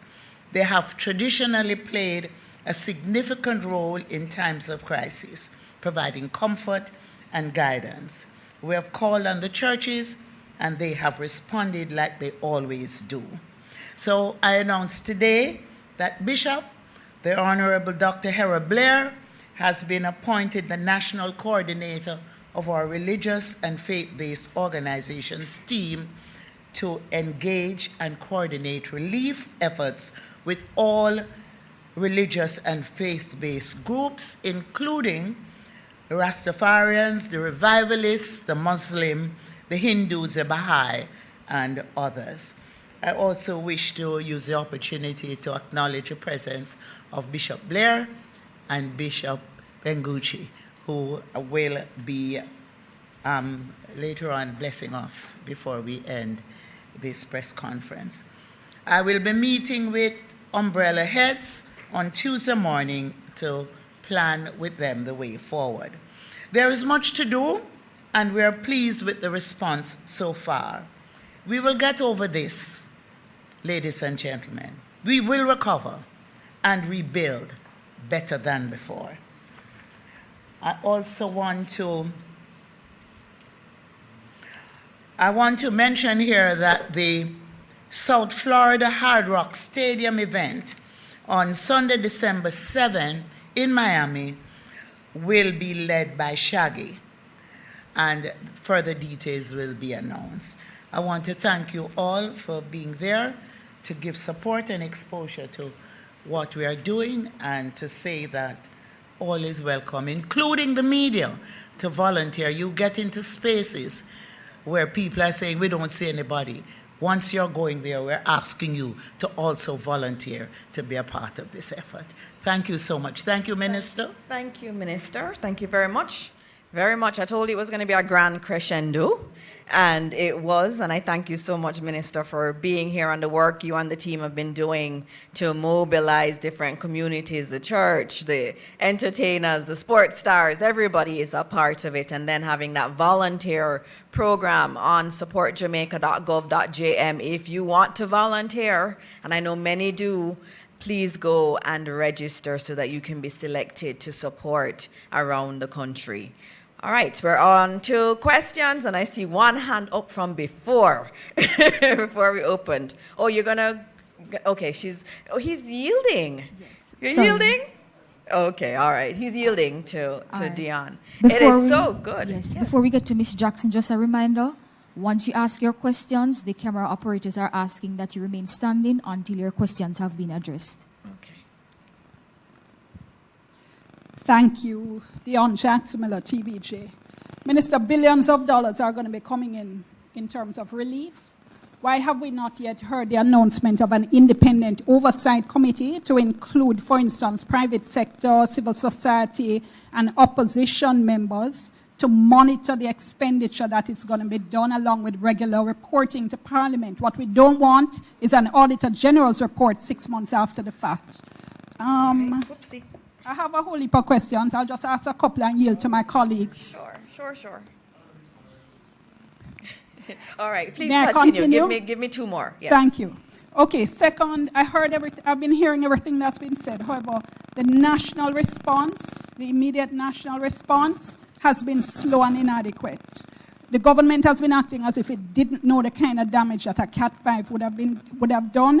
Why have we not seen immediate deployments of mass aid to the affected communities, along with things like immediate erection of warehouses to hold such aid, immediate erection of mass shelters and or evacuations? And then finally, for now, why had we not seen an equivalent in-time response to Westmoreland as there was to St. Elizabeth, seeing that that was where the eye of the hurricane made landfall? So it was obvious that there would also have been catastrophic damage there. All right, thank you. Those are three questions. And Dion, it's good to have you here. Not used to having you at my press briefings, but I'm glad to have you. And those are questions you hear floating around, and I'm glad that we get a chance to answer them. You asked about a committee with the funds that are coming in. Yes, we're going to get some insurance payments from CRIF and some of the other policies that we have. I think tomorrow you need to listen out for the Prime Minister's announcements. There will be a body that will be overseeing that reconstruction work. That will happen, and the Prime Minister will name the members of that. There has been discussions, even with the leader of the opposition, about whether or not that could be the National Partnership Council Because remember, we have a National Partnership Council that has the opposition there, that has civil society, has academia, has private sector there. So it's a broad group of individuals that are in that partnership council. So one consideration is to use that partnership council that already exists with all of the key players and partners as that mechanism at the top. And it's going to be broader than just looking at how the funds are being paid. That committee is the one that's going to have to say, how do we build back? You know, we have communities that are close to the sea. What does rebuilding look like? Should we rebuild there? Should we rebuild somewhere else? And so there are big questions that we have to confront with as Jamaica. And the commitment the Prime Minister has made is that there will be an overarching body, whether you use an existing mechanism like the Partnership Council, or you use something that's new, a new body, but there will be an oversight body. Now, I left Cabinet early before it finished, not sure where they would have reached on it, but there has been discussions already in Cabinet on that one. The second one is about the immediate response being slow. I know Minister Vaz wants to answer, but so you can come forward, Minister Vaz. But as you come, just noting that a Cat 5 is a different category of a hurricane.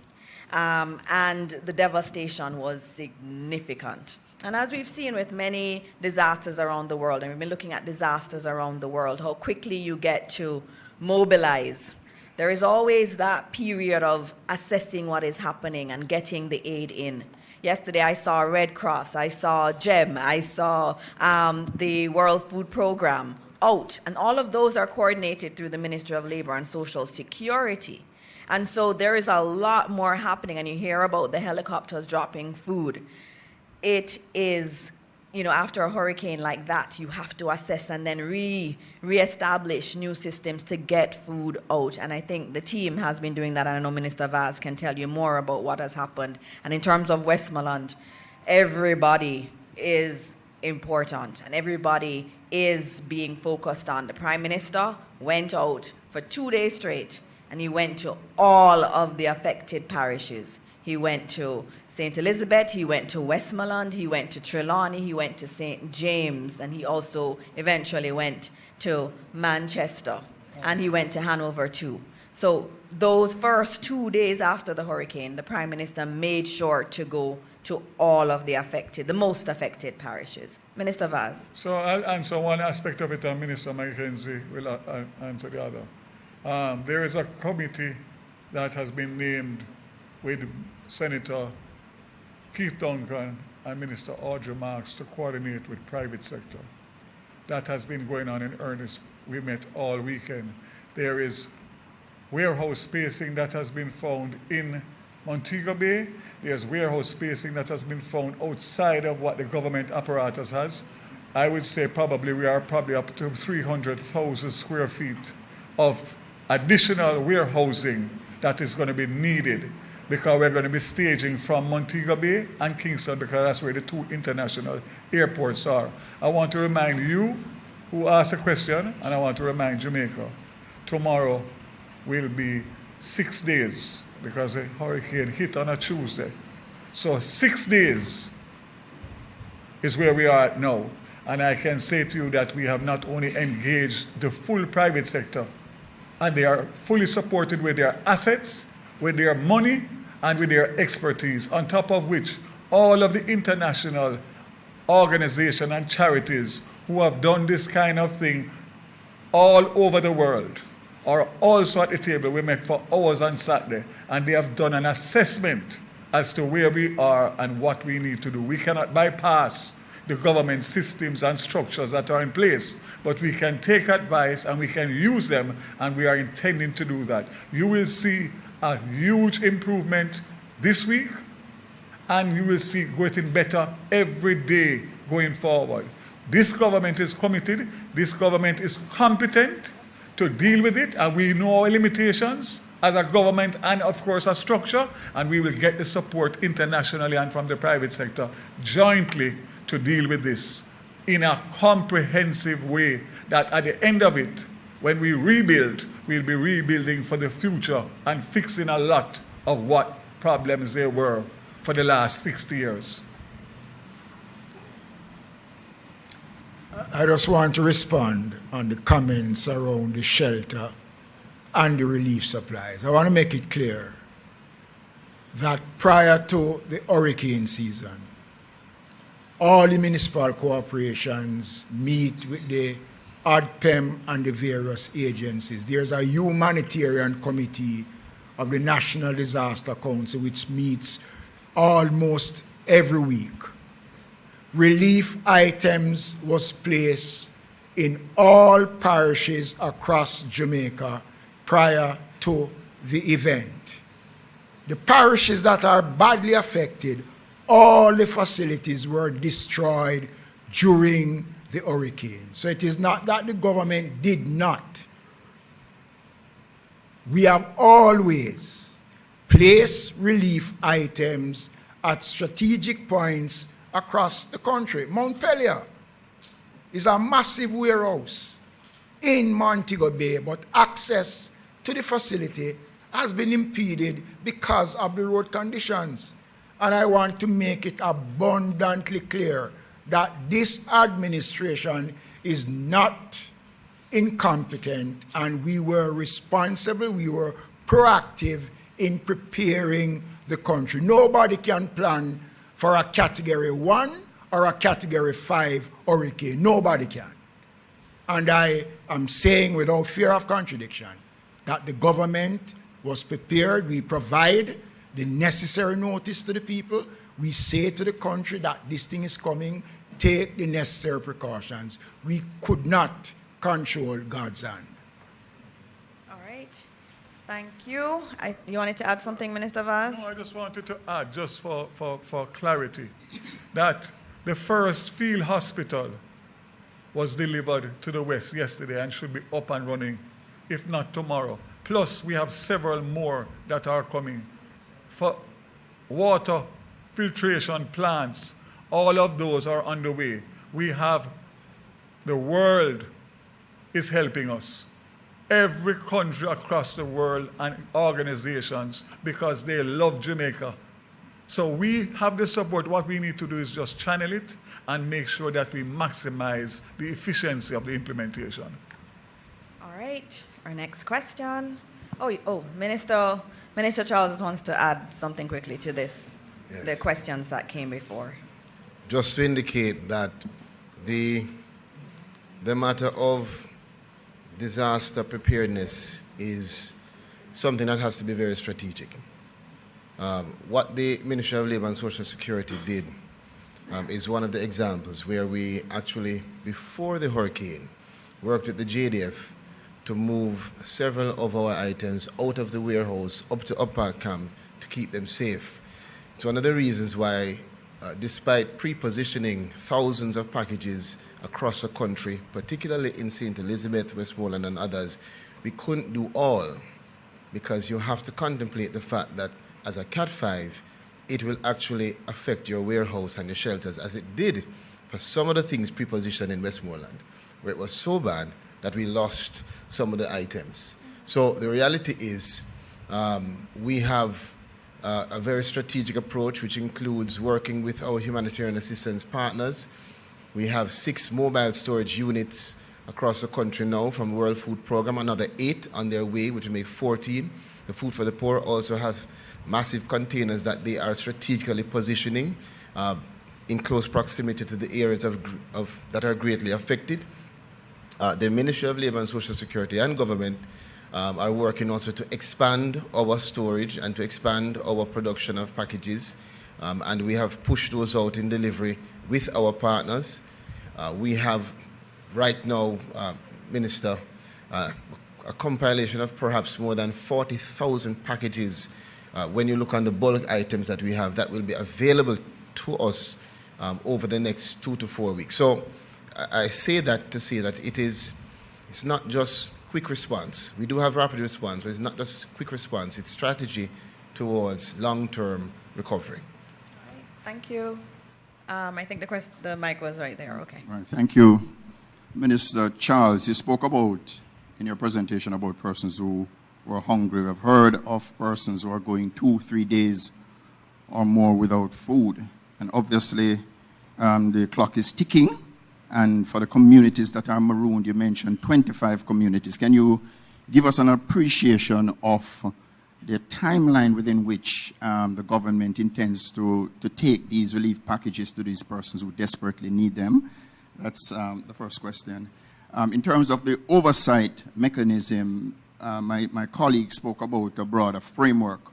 But during the COVID pandemic, I remember the government established a special committee of parliament, and I think the people's representatives are very important in this respect. A special committee of parliament was established to provide oversight for the COVID process. So I'm wondering if, without reinventing the wheel, if the government is already considering establishing such a committee where all the stakeholders and all the persons who are involved in the relief effort could be invited to Parliament to speak to the people's representatives and to deal with questions of accountability and the spending of money and so on. And the final question would go to the Minister with responsibility for works. You have spoken extensively about the main corridors and efforts to clear those. But for the areas that are marooned, could you give us an idea as to when you'll be able to make inroads in some of those communities? Thank you very much. All right, thank you for those questions. Minister Charles, I think you're the first one, food for those that are marooned. Thank you for that question. I just want to indicate that as Minister McKenzie alluded to, one of the issues that caused and still will impact the delivery of packages is access. And so it's actually why you might have seen, I wouldn't say focus, but perhaps presence in some areas more than others, access and connectivity. That's contrary to what some may believe. Our social workers, the JDF soldiers and partners were out in every parish immediately after, even in parishes where there was no connectivity and therefore you weren't hearing as much or seeing as much. But obviously, where there is a difficulty in access that impedes the ability to move. We are using airlift. We have the ability through our 429 helicopters to do at least 12 drops and perhaps 2 drops each with the Chinooks and the Black Hawks that we have from the American partners. That's 22 drops in total in terms of airlift. On the ground, the JDF is consistent and have been working to do at least hundreds of drops in terms of packages, depending on the terrain and depending on the unique circumstances for each community that we confront. And it is different in every community. Believe me, there's a myriad of situations that we have to confront. What's important is to note that we continue at this stage now to expand beyond just the immediate rapid response to the design of a very carefully calculated distribution channel, which will see us working with partners to make sure that we have consistent support, consistent delivery, consistent channels to get the food, the water, the cleaning supplies, and whatever else is needed to those persons who need it the most. All right, thank you very much for that response, and hopefully you got an answer there. The other one was about the main corridors and the Committee of Parliament. Minister Morgan, you want to come for the main corridors? Just in terms of the Committee of Parliament, as I said, I missed Cabinet, but there are many options being looked at, and obviously COVID was a great example of how we can do things going forward, and so we've actually been looking back at the COVID experience to see what worked and what maybe needed to be tweaked, and so Cabinet is discussing what's the best approach for that. Thank you very much, Dr. Morris Dixon. The first thing I want to say to answer your question is that I think we're at what, day 5 or 6? 6. We're at day 6 of the disaster. And I want to contextualize what we have done.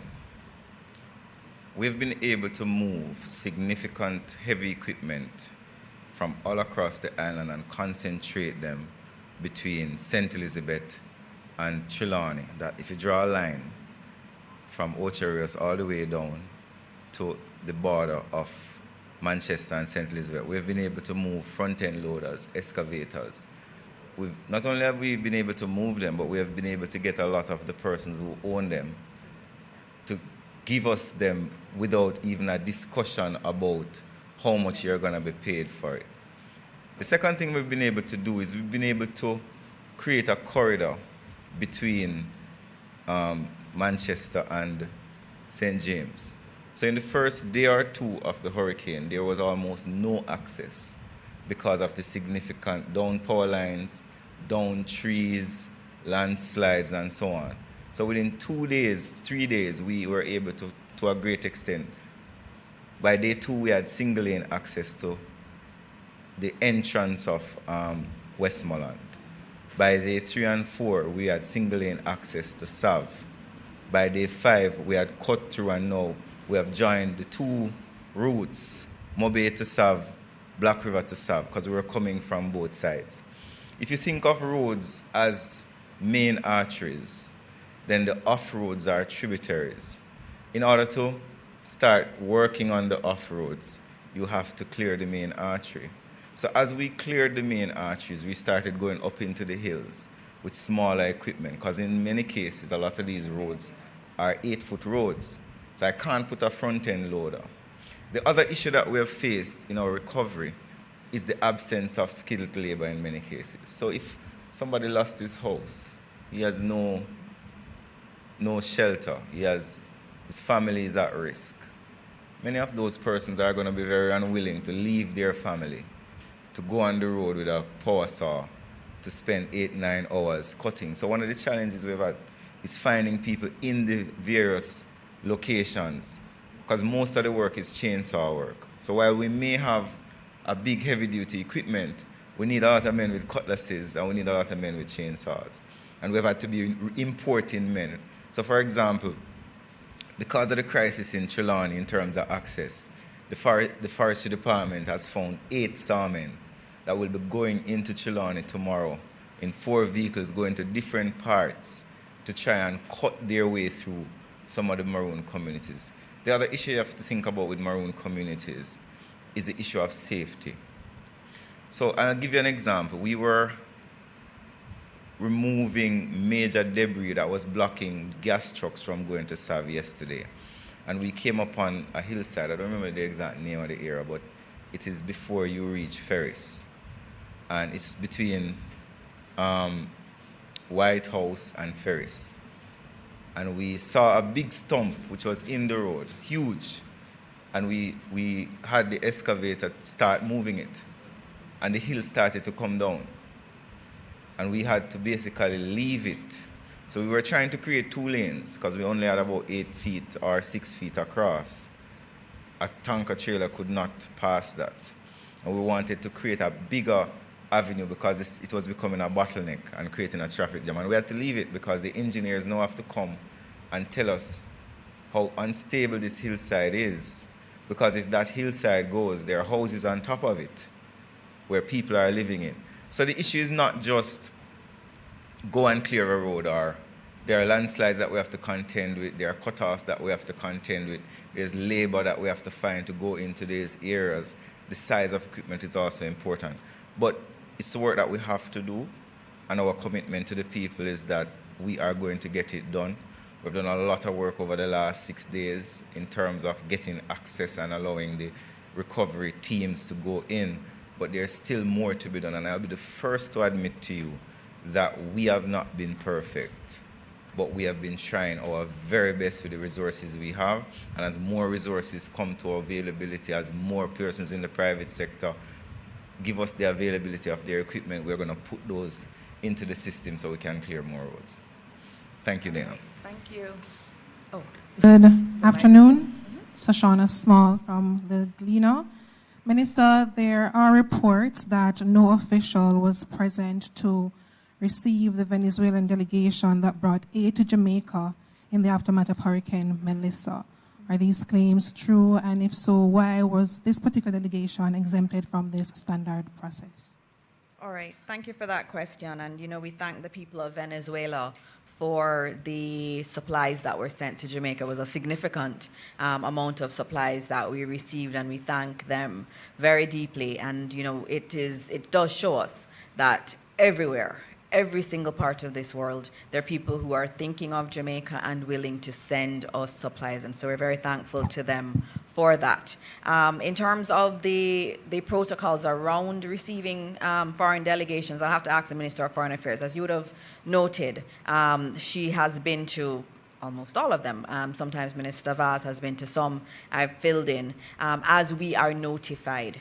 Remember that usually with flights coming in, there is a note through the diplomatic community that we do get, and then that does trigger a set of actions. There may have been some communication lapses there, and I will ask the Minister of Foreign Affairs to talk through what had happened there. But the reality is that we have been very, very thankful for those supplies, and there seems to have been a breakdown in a part of the process. But of course, we are very grateful for all our partners and grateful to Venezuela for what they had sent to us. Yes. Good afternoon, Minister Morris Dixon. Giovanni Dennis here from CVM TV. 3 quick questions. One regarding security. We've heard reports of persons going into some of these affected areas to offer help being robbed. Heard about an instance in Holland Bamboo at the weekend where over 300,000 worth of supplies were robbed from persons offering help. What, if anything, is being done to strengthen law enforcement in these areas so that that doesn't happen again or become widespread? 2, traffic management. I've heard a voice note from you asking persons not to come in. I've seen several persons on social media urging persons not to come down because of how crowded it gets, and a lot of the areas are single lane. But what, from a traffic management JCF perspective, now is being done to better manage the traffic coming in to some of these affected areas? Because clearly moral suasion won't necessarily do that, because people want to see their families. Yes. Or, as you say, unfortunately, sightsee, because I mentioned I saw persons taking pictures. So what is being done about that? And finally, and perhaps most importantly, the marooned communities that we're hearing of now, and we heard about Brighton yesterday, where at least 6 bodies were taken, including a mother and a child. Each of them have a member of parliament and also a councillor. Are each councillors or members of parliament doing enough and updating through the official channels the authority to say, okay, we haven't heard from this community that's marooned, could you do something or check this out? Because it seems to me that people may not be doing what they ought to do, representatives may not be doing what they ought to do, if after 5 days, as we heard yesterday with Brighton in St. Elizabeth, was marooned for 6 days and bodies were there being decayed. What did the representatives do to notify the first responders or the government where that is concerned? All right, thank you. Those are 3 very good questions. The first one was in relation to security, and I saw the situation in Holland Bamboo yesterday.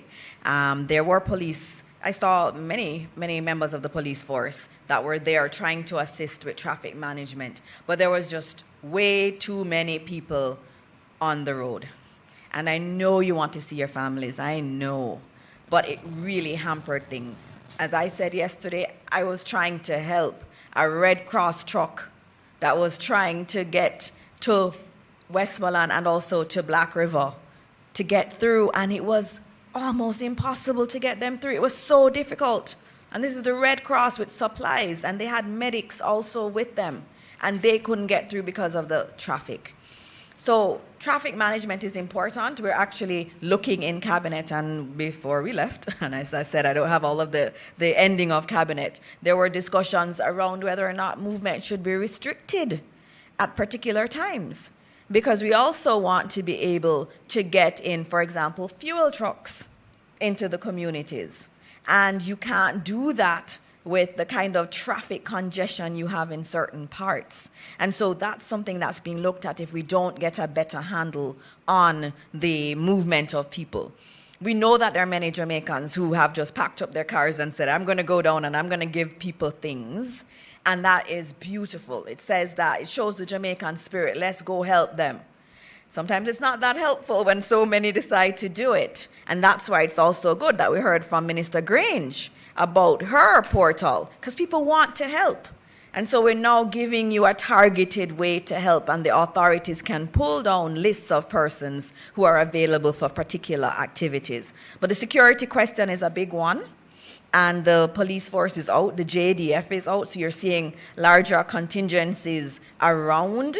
And so it is something that I know the JCF and the JDF have been coordinating on, making sure that there is security. And I saw many cars just stop. You see some people on the side and you just want to help. And I saw them stop maybe to give one person, and then immediately the entire community came out and swarmed the car. I saw that yesterday. And so there's a security risk, what we would say to individuals. If you come down with things, stop by a church and give it there, offload it there. Stop by the police station, offload it there. They will get it out to the communities. And also, obviously, now you get an opportunity to volunteer through Minister Grange's portal. Marooned communities, you had asked about whether or not the members of parliament are giving information, and you beat me. I was going to add that into it, that Minister Charles and the work the JDF is doing is dependent on the councillors and the MPs getting the information to Minister Charles. And so the JDF has a list, and that list comes from members of the community. Right now, we've been using the social workers in the network. And remember that in each parish has a disaster committee that is chaired by the mayor. Every single parish has that. And so there's a mechanism through which the reports are coming in. If there are MPs or councillors, if you know that there's a community that's marooned, get the information to Minister Charles, because he's coordinating with JDF. Every morning, they do their list of where they're going to do the food drops. We can't do the food drop if we don't know of a community. So it's very important that we continue to feed that information to the relevant individuals. Television Jamaica. I have two questions. Sure. Questions. Going back to the earlier points my colleagues made in regards to aid. And again, having been on the ground myself, I've seen a lot of attention being placed on Black River, and I know that in terms of the access roads, some of the roads are still not clear. Yeah. But I think what we're not getting is the timeline, because some people are in these communities, they have no electricity, no form of communication, and some people have to get the information to them. So in terms of, you mentioned a list, the timeline, is there a timeline for which the worst hit areas will be receiving aid? Because people would love to know. Oh, that's the first one, yes. My second question, I got something earlier. I'm just going to read it verbatim. I was told that in some instances, they have to reduce the amount of packages that they can bring on with the JDF, because some of the ministers want to go down themselves to take photos for Instagram or other forms of social media.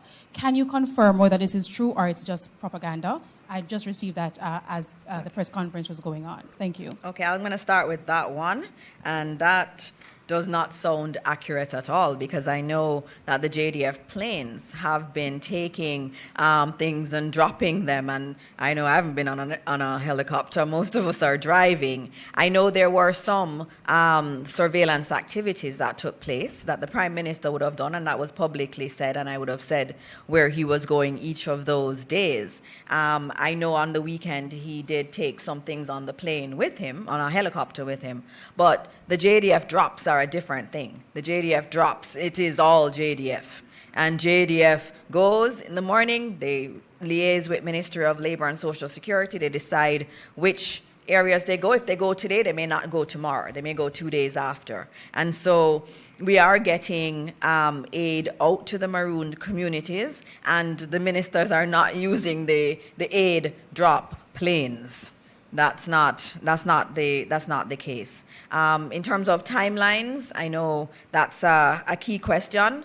I saw a lot of people operating, and there are a lot of entities operating to get food. The real concern, I think, in any area that's accessible, we're getting the aid in now. But It's the marooned ones, which is why we need to make sure we have every marooned community on Minister Charles's list. So JDF is doing deliveries to them. Minister. Thank you, Minister. At a time like this, we have to remain focused as a country. There are going to be many persons who will use the opportunity to divert our attention to things that are not truly relevant. But I can tell you,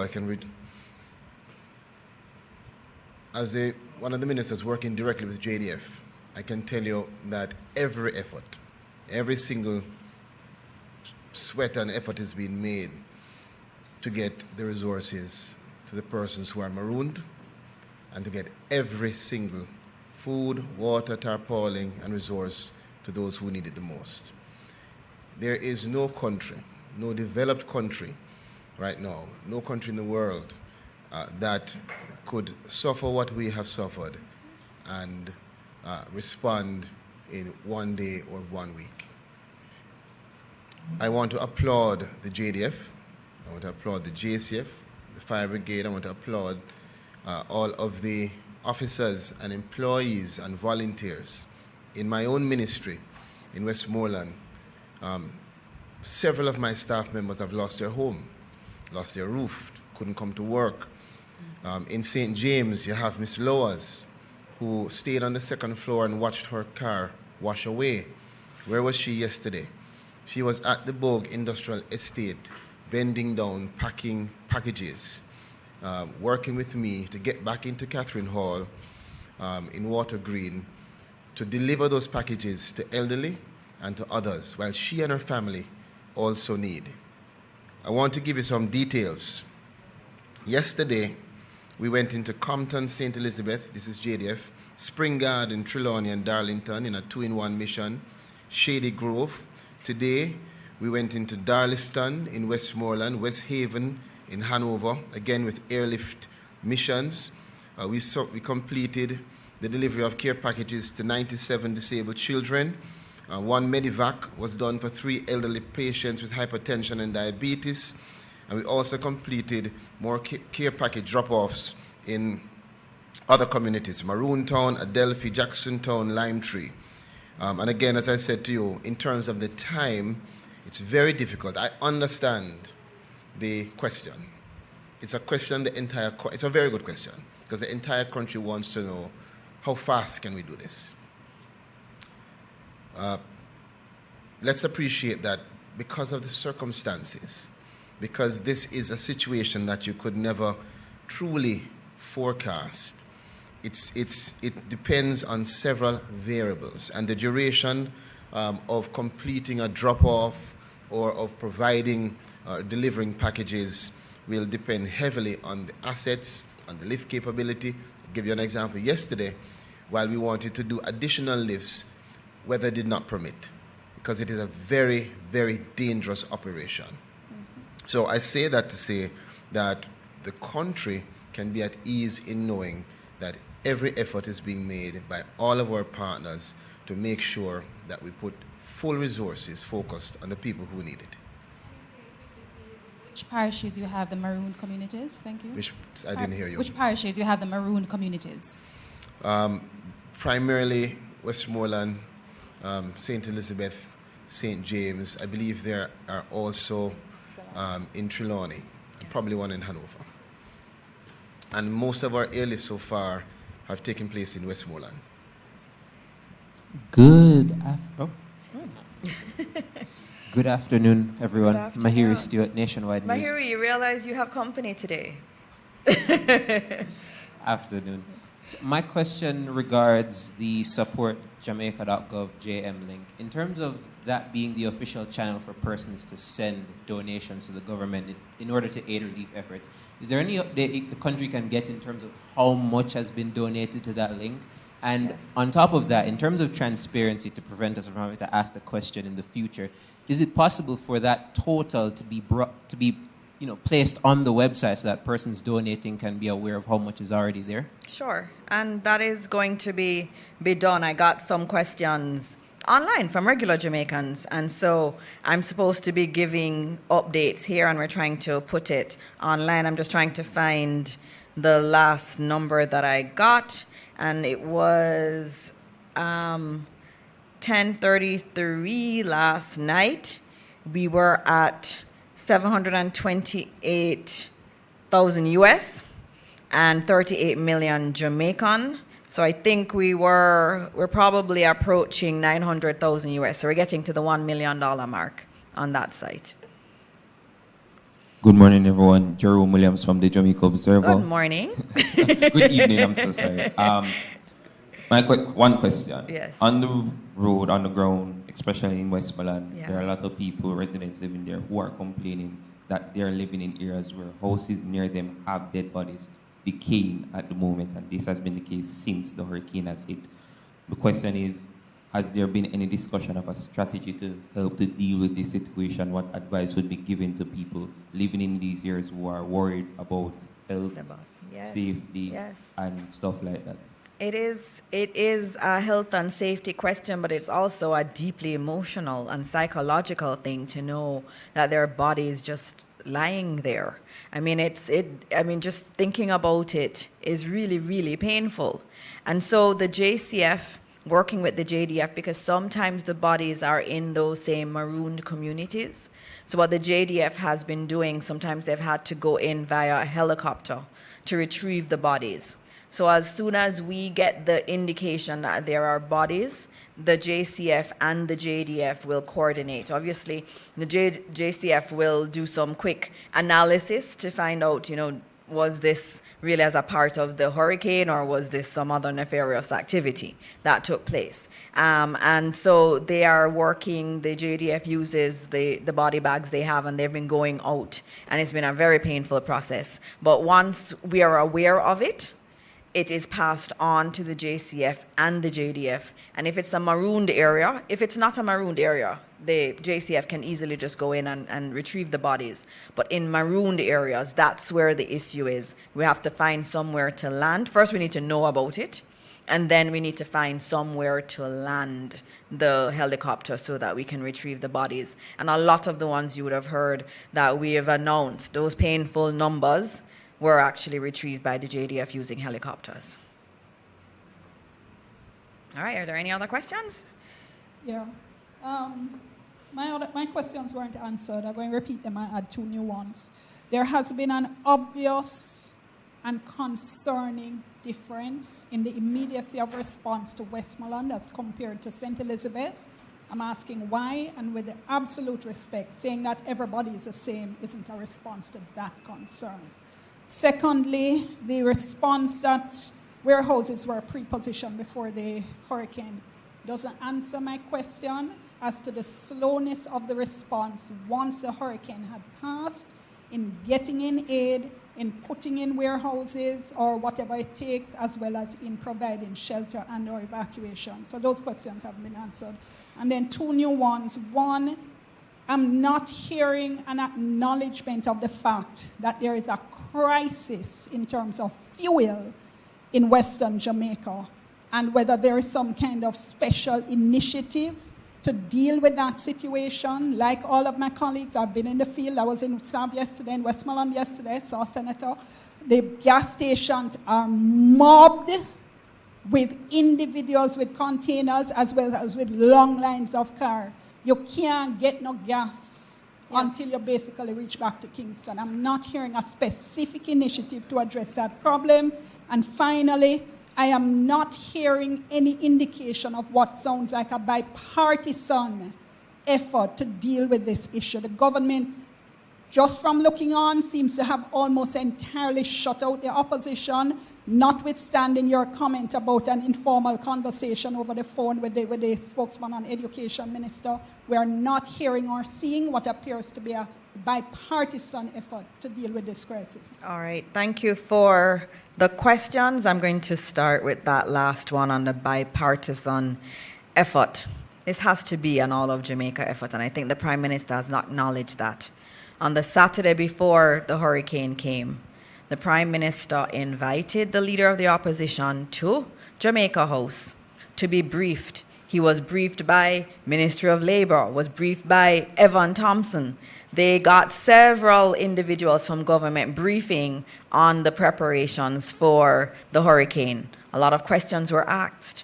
Some suggestions were made in the meeting, and the government took those on board. And I think that's an important signal of intent to have the opposition be a part of the activities. I know that the leader of the opposition is in contact with the Prime Minister on a daily basis. I know that that is happening.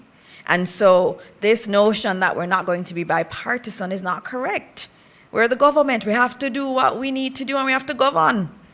But we also need to say this is a Jamaica effort. You have the church here.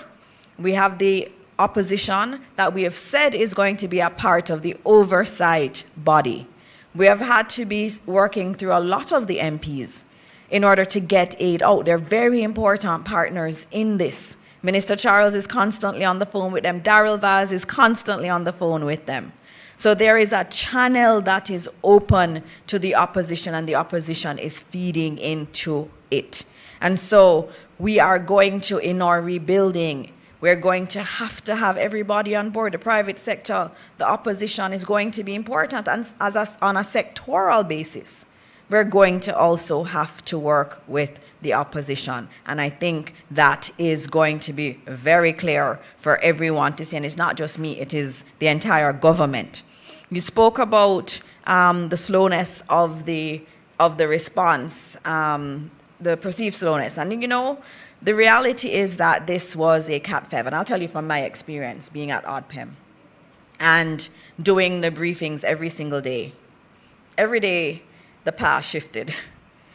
We were expecting it to enter maybe closer to Kingston. Then it shifted to maybe Clarendon. Then it shifted to maybe closer to Mandeville. And then as it kept going west, we had those who were praying, oh my goodness, it looks like it's going to miss Jamaica. And then, you know, as it got closer on the morning, and remember the rain started from before, we saw where it was going to probably be parity. And we said, everybody who's in that path, you need to move out of that path. It wasn't until in the morning of the storm that we really had a clearer picture of what this hurricane was doing. This hurricane was not a normal hurricane. In terms of its movement, in terms of it just stalking Jamaica for days, it was not normal. And so it entered where we were not necessarily expecting. And if you go back and look at the reports, you will see that the path shifted quite a bit in the last day in terms of where it would enter Jamaica, and where were people even saying maybe it's not going to hit Jamaica. And so the warehouses that were there in that path, and even if you go to the day before, even if you look at some of the models, they said Jamaica, it would weaken before it made landfall in Jamaica. That was being reported by the scientists. But it did not weaken. It got stronger right before it came to Jamaica. So that Category 5 devastation, 185 miles an hour wind, that is really, really hard for anyone to plan for. And so the government has had to do what it can do in order to provide the support as quickly as possible. Given our terrain, we're not a flat country, we have mountains, we have rivers. And remember, this hurricane didn't just come with wind. It came with record rainfall, so we had flooding. And so the first thing we have to do in terms of getting to the communities is to open the roads. And that's what Minister Morgan's focus was on. And then after that, it was working with all of our aid agencies and partners to get them into Jamaica, to help them to support us, because they have the international expertise and goods to help us. And so we've done it as quickly as we can. Now, the marooned communities are really the big concern. And we are doing a lot now that we have all the helicopters from JDF and we have from our international partners, we are able to do more food drops than we could before. So there's a lot that has happened, and I want you to talk about fuel too. The fuel one, I'm sorry Minister Vaz had to leave because we were talking about fuel just now. Minister Vaz has been on my case about since we started clearing. The first priority of access is to create access so that we can reach vulnerable persons, meaning emergency services, whether it be ambulances, whether it be first responders, and so on. So our first priority was not to get heavy-duty tankers into Black River or getting it into Savannah Lamar. So the first priority was single-lane access so that vehicles, SUVs, so on, and people walk foot can go through. That was a very difficult task, especially going through Bamboo Avenue. I don't know if you remember, we had the JDF in there, we had the NWA in there, we had people with cutlasses, we had people intertwined. Bamboo is not something that I can just put a backhoe in and push away, because it's very difficult. So we got through Bamboo Avenue, then we went to places like Middle Quarters, where all the light poles were on the ground, all the trees were on the ground. So we had to cut through that. We had people at Black River Hospital. JDF had to start coming. Now, let me give you an example. All the doctors at Black River Hospital lost their housing because they lived in a community beside the hospital. So the first responders that you had situated in the space who would serve not just Black River but also Westmoreland, because the other hospital would be in Sav, so you have hospital in Black River, hospital in Sav, and people in between go to each. So our first priority was to provide access to rescue those people. After we did that first single-lane rescue, and the NWA was able to create a path to Savannah Lamar incrementally. So the first major town we went to, which is maybe why people perceive that there is bias, is Black River, because Black River is on its way. So we're coming from Montego Bay, we're coming from Manchester. We reach Black River first. We see the damage there. That's the first thing that comes out into the public, right? So everybody says Black River is destroyed. Nobody has yet been able to go to Westmoreland because all the roads are blocked. And even flying over, you would not see the full damage because there's no communication. I did not know the extent of Westmoreland's damage until we were able to get people in and get JDF to fly over Westmoreland.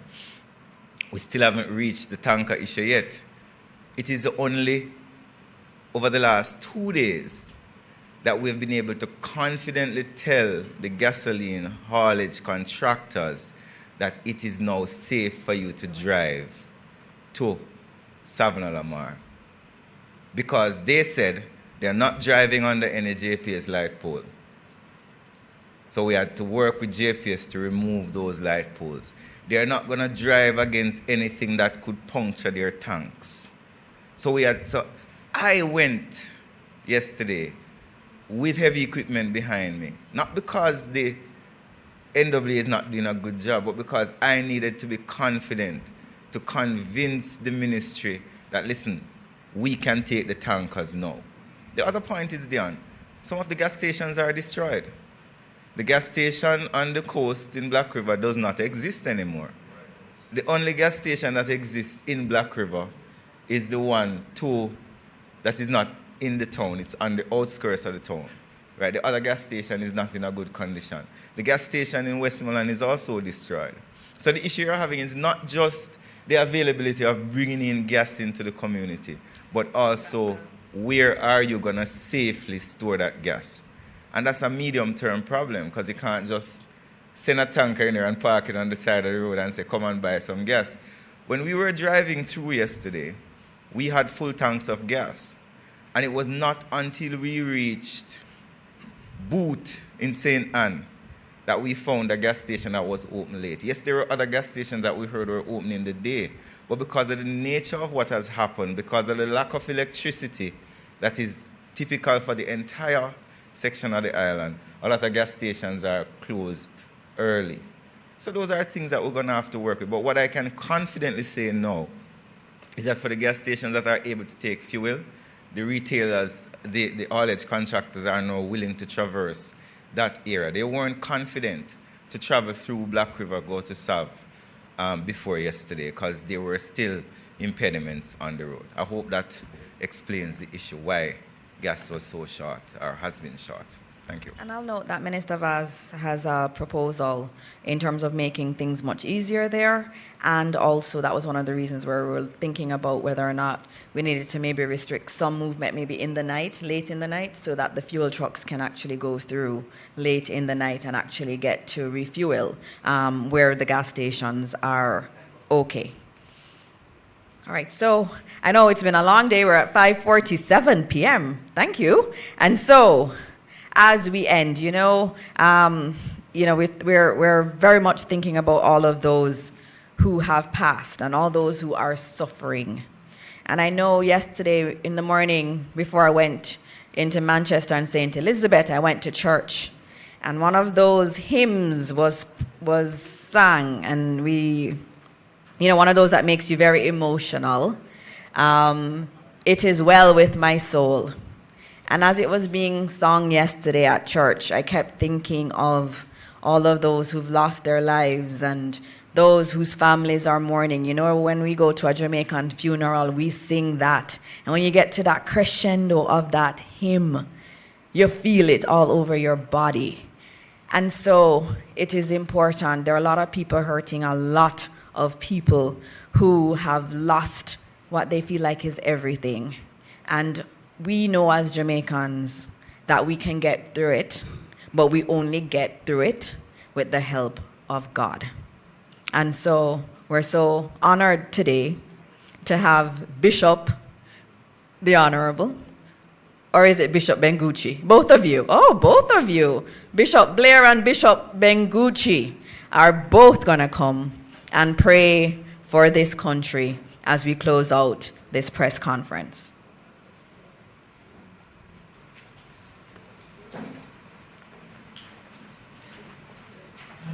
Thank you very much, Minister, and good evening to everybody, or afternoon. Before Bishop Bengucci prays, we'd like to make a statement for a couple minutes or so. Like all other sectors of the nation, the religious community has seen the need to answer the call to action. And we want to thank Minister Grange for inviting us to do this. This call is driven by the mandate to show care and compassion that is enshrined in Jesus' command to Christians: love your neighbor as you love yourself. We as people of faith are constrained to act with urgency that is driven by the enormity of the devastation and the despair that our brothers and sisters now face. We therefore encourage the nation with the news that the faith-based community is being mobilized to show mercy, with the conviction that our approach must be seen clinically, collaboratively, coordinated, and compassionate. First, clinical. We must bring targeted, relevant, and efficient service to the hurricane victims. In this way, our organizational and procedural arrangements must lead to efficient and timely delivery of the supplies and the services that will meet the existing needs. Secondly, collaborative. We are of the certain view that no local church, no denomination, or umbrella group acting on their own will be able to make a meaningful impact on the task that is ahead. Instead, it will take a collaborative approach to effectively manage the scale of the demands. All levels and layers of the religious community are therefore being called upon to come together and work together with the various arms of government. Thirdly, coordinated. A carefully mounted and effectively coordinated machinery is being set up to manage the faith-based release and relief process. As such, we envision and are committed to the establishment of national faith-based coordinated operations that are dedicated to providing relief. And finally, compassionate. The immediate focus and mission of all people of faith must now be to relieve suffering and to bring hope. The people in Western Jamaica do not have the time to wait for us to debate our differences, nor do they have the option of delay. They need our full attention. They need our energies in this their hour of dire need. In this time of national crisis, the faith-based community, therefore, is being called together to partner with the government of Jamaica and all other NGOs to mitigate, to minimize, and where possible, put an end to the suffering of our brothers and sisters and the victims of Hurricane Melissa. We know that the media community has tried before and is trying extremely hard to help us collect and to disseminate the information that is necessary at this time. And we pray that you will be able to continue in this track. And we pray for all arms of government as you really are doing what Jamaicans are expected to be done. And we pray your strength in the Lord as Bishop prays for us. All right, as we come to a close, I'll just invite us to stand in prayer. As a church community, we have heard of all those who are so engaged. And so we bring before God now those who are engaged as responders, all the various entities that we have heard. We bring them before the Lord because it's not just the physical devastation, but we think of the anxiety, the mental trauma. We think of the psychological situations that will arise. Even the responders themselves who have been affected and who are even engaged in the process, they themselves will need assistance, or JDF, or JCF, or fire brigade members, those who are engaged in correctional services, or health staff, they too will need psychological, they too will need persons to assist them in dealing with the psychosocial effects of this. And so, Lord God, we bring not only those who are physically affected, but Lord God, for the mental and emotional anguish that will arise from this situation, not tomorrow, but in the weeks and the months ahead, and even the years as we rebuild Jamaica, land we love. And so, Lord God, we thank you for our ministers. We thank you, Lord God, whether NGOs, opposition leader and members, that all who are engaged, Lord God, for them, it is also not just time consuming, but Lord God, they are physically and emotionally invested in the process. And they too need, Lord God, to be held in the palm of your hands. For worried family members, Lord, we pray for a sense of calm assurance, knowing that the God who brought us through will continue to keep us. And so, Lord God, we just place ourselves into your hands. Thank you for the work of the Holy Spirit. Thank you for your presence across this nation. Thank you for those who have volunteered to be with us and carry us through, Lord. Thank you for the partnerships. And Lord God, even where there are situations of uncertainty, even, Lord God, when things did not go smoothly, help us, Lord God, not to be angry with each other or antagonistic, but to recognize this is the time for brothers and sisters to be united together in rebuilding a country that we love. So, Lord, we surrender into your hands and pray for safety and pray for protection. And for those who have not been reached, Lord, you are the way maker. So may you make a way even where there seems to be no way, so that they can be taken care of. In the name of Jesus Christ, we pray, giving you thanks, blessed Lord. And we say together, amen and amen. Thank you. Thank you. Thank you so much. There's nothing left to say after hearing prayers, and so thank you, and God bless all Jamaicans, and especially God bless those who are hurting this evening. Thank you all, and we'll see you again, not tomorrow, but on Wednesday with another press conference.